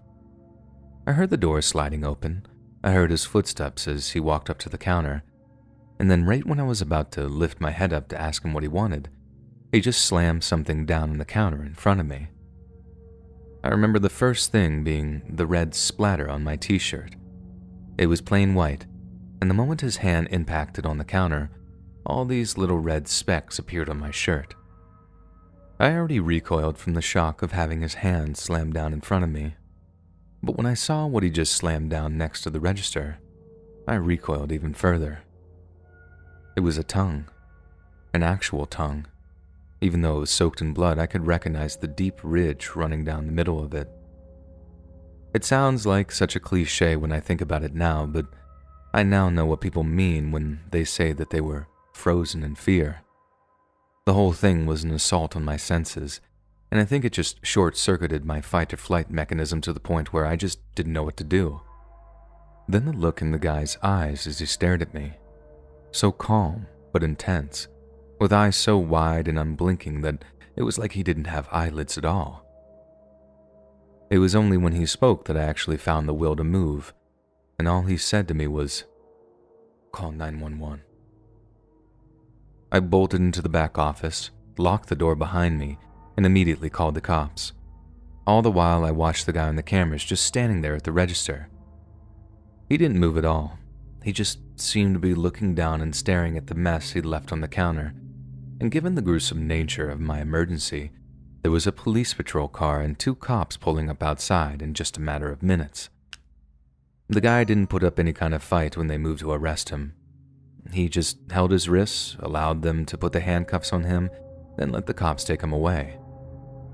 Once he was safely out of the store, I walked out of the office, trying not to look at what was on the counter, then told the cops everything I knew. It obviously wasn't all that much, but as I was talking to them, I noticed a few more police surrounding a car in the parking lot that still had the door open. I called the store manager from the McDonald's across the street, telling him that the cops had to close the store because it was an active crime scene. They rushed down to see what was going on, even though it was their day off, and after telling them what had happened, I went home to decompress. From what I heard later, the guy had gotten into an argument with his wife while out driving somewhere. Then at some point, he'd snapped, pulled up into a parking lot, stabbed her to death, then cut her tongue out. Then, for some reason, he picked our 7-Eleven to walk into to slam the tongue he'd cut out of her mouth down onto the countertop. I was allowed to take a little bit of time off of work after the whole thing, as I just couldn't face going back there so soon. Even when I did go back, I was on edge the whole time for my first couple of shifts, and I just couldn't seem to shake the image of that bloody tongue just lying on the countertop right in front of me. The thing I just can't seem to shake is that it wasn't enough for the guy to actually stab and kill his own wife. He had to reach into her mouth afterwards and cut her tongue out. How completely insane with fury does a person have to be to do that? Like, what could possibly possess someone to do something so horrifying to their own spouse? The guy didn't look like a monster either. He didn't look evil or deranged. All that gave his mental state away was that crazy look in his eyes, the one that had me frozen in fear. It just haunts me that seemingly normal people are capable of things like that.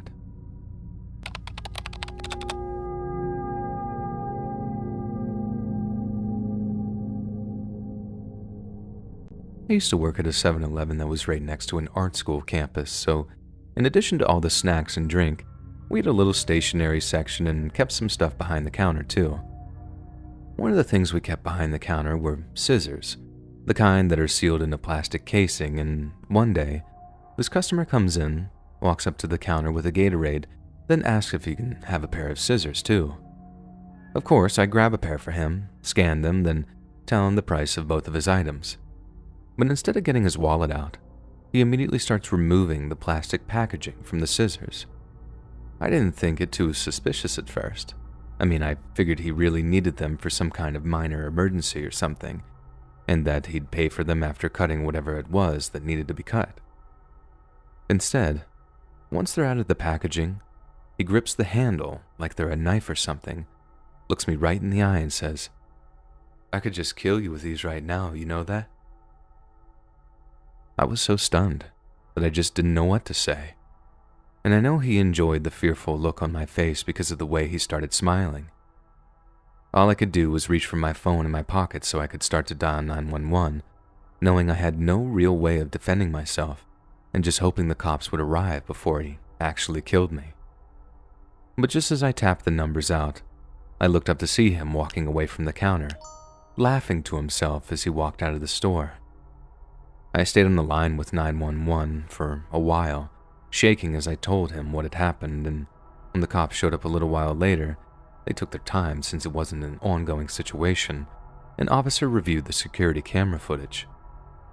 Turns out, the same guy had been doing the same thing all over town, picking out girls working retail on their own before shoplifting basic items like that. He had the same MO every single time too. He'd always get away with it by telling the girl that he could kill them with whatever he was stealing, be it a knife or scissors or even just a pen on one occasion. He never actually hurt anyone, not yet, according to the officer, but the cops were extra focused on getting him in cuffs because they felt like it was only a matter of time before he actually crossed that line and did hurt someone. Even though he took his time to show up, the cop was still really helpful and reassuring, and he gave me his cell number to call him directly the next time he walked into the store. I mean, how much of a notorious kleptomaniac do you have to be to actually have a detective assigned to your case? And although I didn't hear about it afterward, I sincerely hope the guy never crossed that line and actually hurt a girl with any of the items he ended up stealing.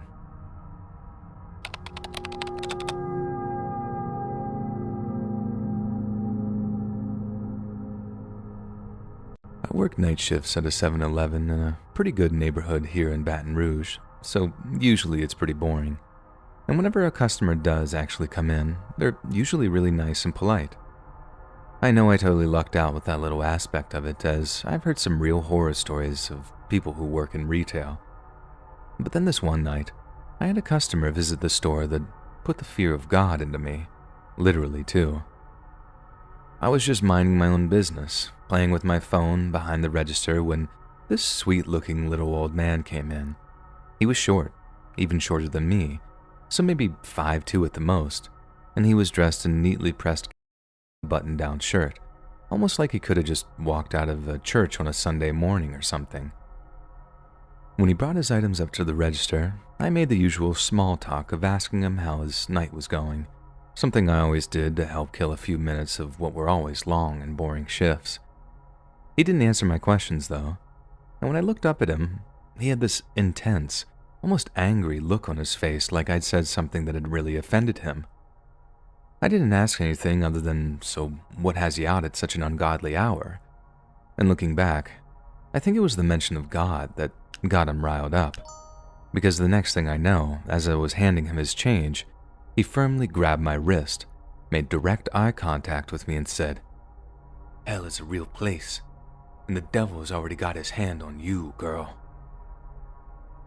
I was so scared that I opened my hand up and the change just rattled onto the countertop as he stared into my eyes. Then, with this thunderous look on his face, he swiped his change off the counter and just walked out of the store. I've never been shaken up by a customer like that before. I don't know if it was how deceiving his appearance was, how late at night and vulnerable I was, or if it was the fact that everyone was always nice, even in a job where it's so common for people to be just total jerks. I think maybe it was a combination of all three. Just this perfect storm of surprise and fear that actually left me standing there, shaking in the quiet of the store. I've never had a customer like that since. But I find I always have my guard up now whenever I'm working late like that, because the one thing it taught me is that you definitely can't judge a book by its cover.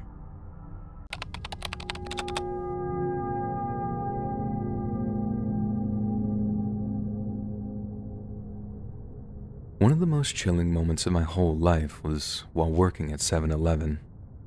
Some guy walks in wearing a suit, staggers over to one of the fridges and grabs a ton of those Starbucks cold brews out of one of them before dumping them all on the counter in front of me. The stink of booze off of him was just wild, and as I'm ringing him up, I asked if he'd either had a really good day or a really bad one. He's let out this really hearty laugh and then tells me, "A little of both." He then goes on to explain that he'd just gotten out of court, and that he's been acquitted of accidentally shooting one of his hunting buddies on a trip that happened a few years ago. I was so stunned that I didn't really know what to say. I just went with the first thing that came to mind, which was, "I'm sorry." He laughs again, shakes his head, and then asks me, "You know what the funniest thing is, though?" I shake my head, taking the 10 he gave me before grabbing his change from the register, and when he tells me, I swear I almost dropped his money all over the floor when he spoke. He tells me, "It was no accident." Then just starts laughing to himself while he pockets the change and scoops up all the cold brews from the counter. I was so taken aback that all I could do was just stand there, watching the guy as he walked out of the store and towards his parked car. Then my mind switches to thinking, please get into the passenger seat, please get into the passenger seat. But nope. He climbs right into the driver's side, starts the engine, then drives off. I'm not saying I have a photographic memory or anything, more like I was repeating his license plate number back to myself as I grabbed my phone and plugged it into the Notepad app. Then I called the cops, told them they had a drunk driver on their hands, then just let karma do its thing. There was nothing I could do about him taking one person's life and getting away with it. But I sure wasn't about to stand by and let him kill someone else as the result of being a reckless idiot.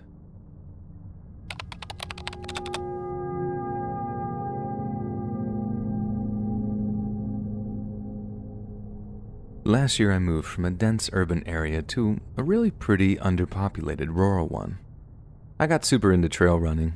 There's a big circular route that I like a lot in the local nature preserve, and over the summer, I was on an early morning run there when I passed a dude sitting on a rock slightly off the trail.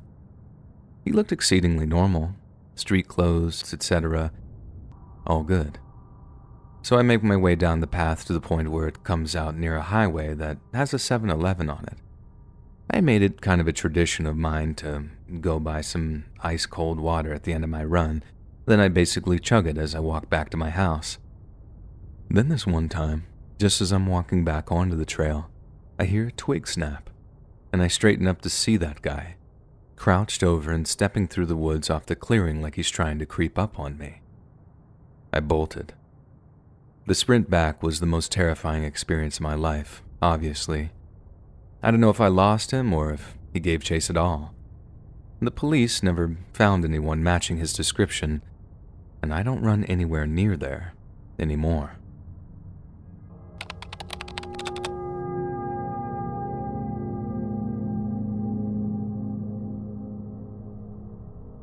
I work at a 7-Eleven part-time in between classes, and earlier this year, We got a little rush of customers in the early afternoon one time. I served 2 guys for coffee and smokes, and at the back of the line, there's this kid, no older than maybe 11 or 12, just waiting there patiently with a backpack in his hand. I actually thought that he looked kind of cute, like a little gentleman out doing some grocery shopping for his mom or something. He gets to the front of the line and I ask him, "What can I help you with, sir?" in a kind of jokey, playful way. Without a hint of emotion on his face, he just pulls out a gun and says, "Give me all the money." When he pointed it at me, I wasn't sure if it was real or not, because where the hell would a 12-year-old kid get their hands on a loaded gun like that? It's not like the 7-Eleven I work at is in some high-crime area or whatever. It's actually located in a pretty nice place, and although I've heard 1 or 2 stories from coworkers about the trouble at the store, nothing had ever happened to me personally. There was one other guy in the store at the time, and I looked over at him to see him kind of smiling at the kid. Smiling and frowning, like he was amused but disapproved of the kid playing some dumb childish prank. I don't know guns, but I figured this guy did, so I tried calling this kid's bluff and asked him something like, "You shouldn't point toys like that, sweetie. The cops might think it's real." The kid responds by cocking the gun, and it has this real metallic sound that sends this kind of shock of fear running through me. I didn't know of any toy guns that made such a realistic sound, and as if to illustrate that he wasn't joking around, the kid pointed the gun in the air and actually fired a shot that went right over my head. After my ears got done ringing, and I came to, I heard "Give me all the money" in the same monotone, emotionless way, and I didn't hesitate in doing what he asked. I put as much cash as I could onto the countertop, then watched him fill his backpack with it before he just walked out of the store. I think the thing that scared me so much about it was that the kid just didn't seem to realize the gravity of the situation. He definitely seemed like he had something missing about him, like he didn't understand that he could have actually killed someone over whatever dumb thing he wanted to buy with that money, be it video games or candy or whatever it was. At least a grown-up armed robber understands that a gun is just a means of getting what he wanted, and it's not a good idea to fire it or whatever, just in case they accidentally shoot someone in the face. I get the feeling that even if I'd even tried to resist or tell the kid no, he'd have just shot me, because it's what he assumed he should do. It's almost surreal to me how the closest I've ever come to death is at the hands of a child, someone who should have been so innocent and carefree and full of love, but instead just felt nothing.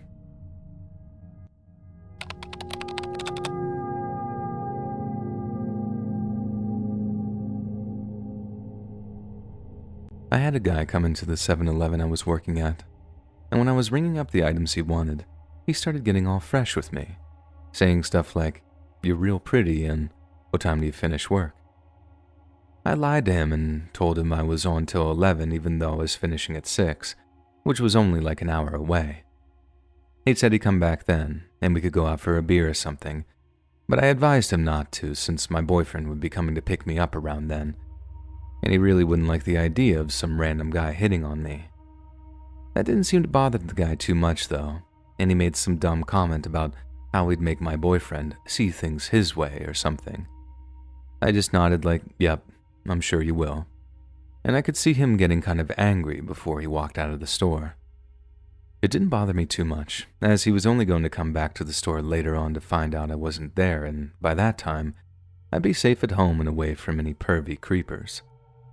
But then at 6, when my shift finished, I walked outside with my purse only to see a car door open about 20 or 30 feet away. I swear I just about felt my stomach tie into a knot when I saw the creeper step out.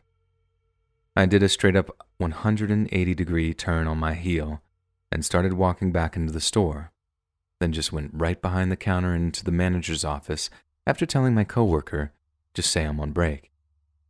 He seemed real confused for a second, but as I shut the door and listened right at the edge of it, it was maybe only 30 seconds at the most before I heard him say, "Oh, her? She's just on break. I'm sure she'll be out in a minute." Normally, I'd take the bus back home, but I knew I'd have to get an Uber if I wanted to make it home without being seriously harassed. So I called the Uber, waited for it to arrive, then tried to just walk out as fast as I could. I didn't see the guy in the store, and I asked my coworker real quick, "Are they waiting for me?" And the guy shook his head, still confused but kind of getting the gist of what was actually happening. They asked if I wanted them to call the cops, and I shook my head, just gunning for my Uber as I pushed open the glass door. I didn't see the guy anywhere, and I was so set on getting into the Uber that I didn't look left or right as I walked out of the 7-Eleven, so I had basically no warning that the guy was about to grab my arm and jerk me back.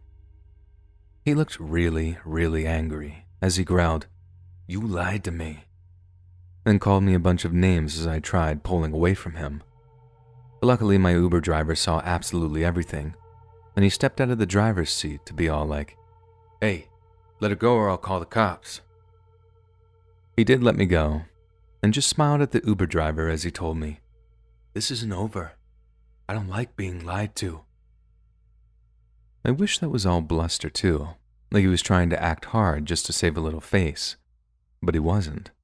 And for the next 3 months, he made my life a living hell.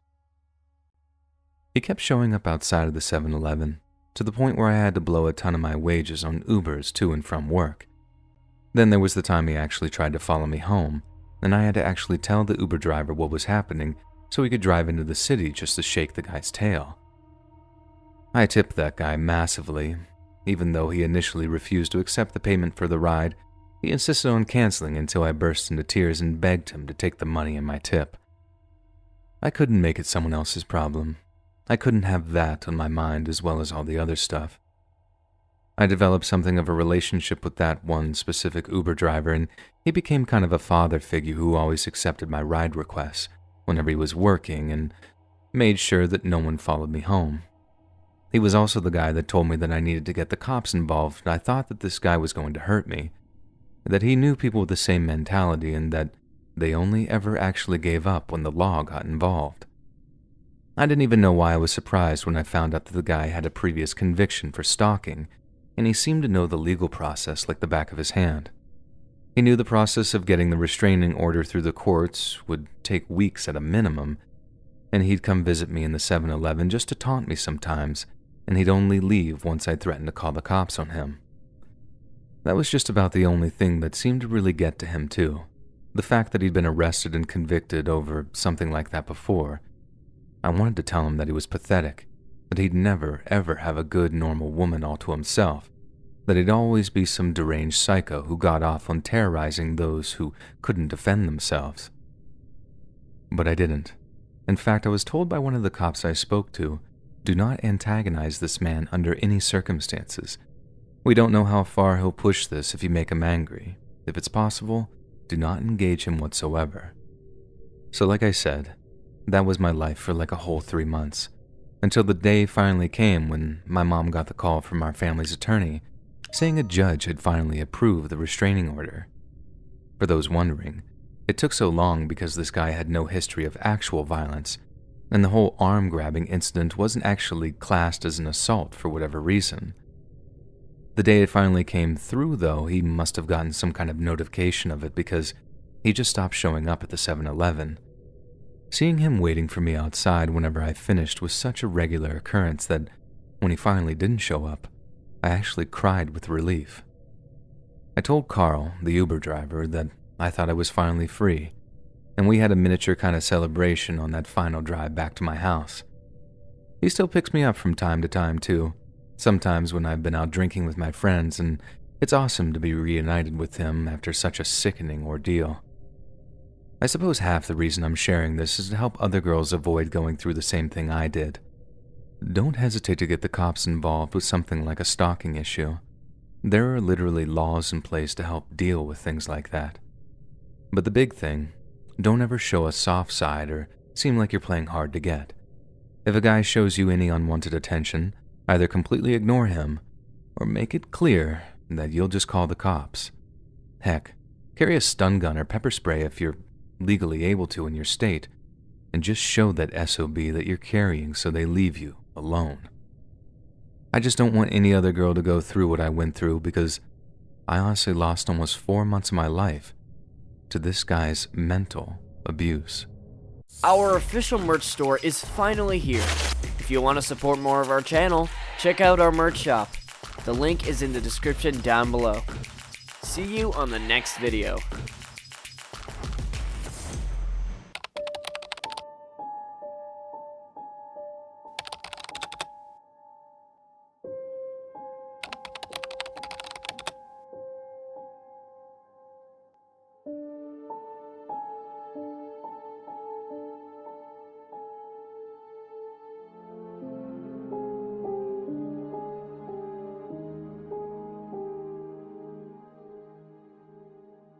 Our official merch store is finally here.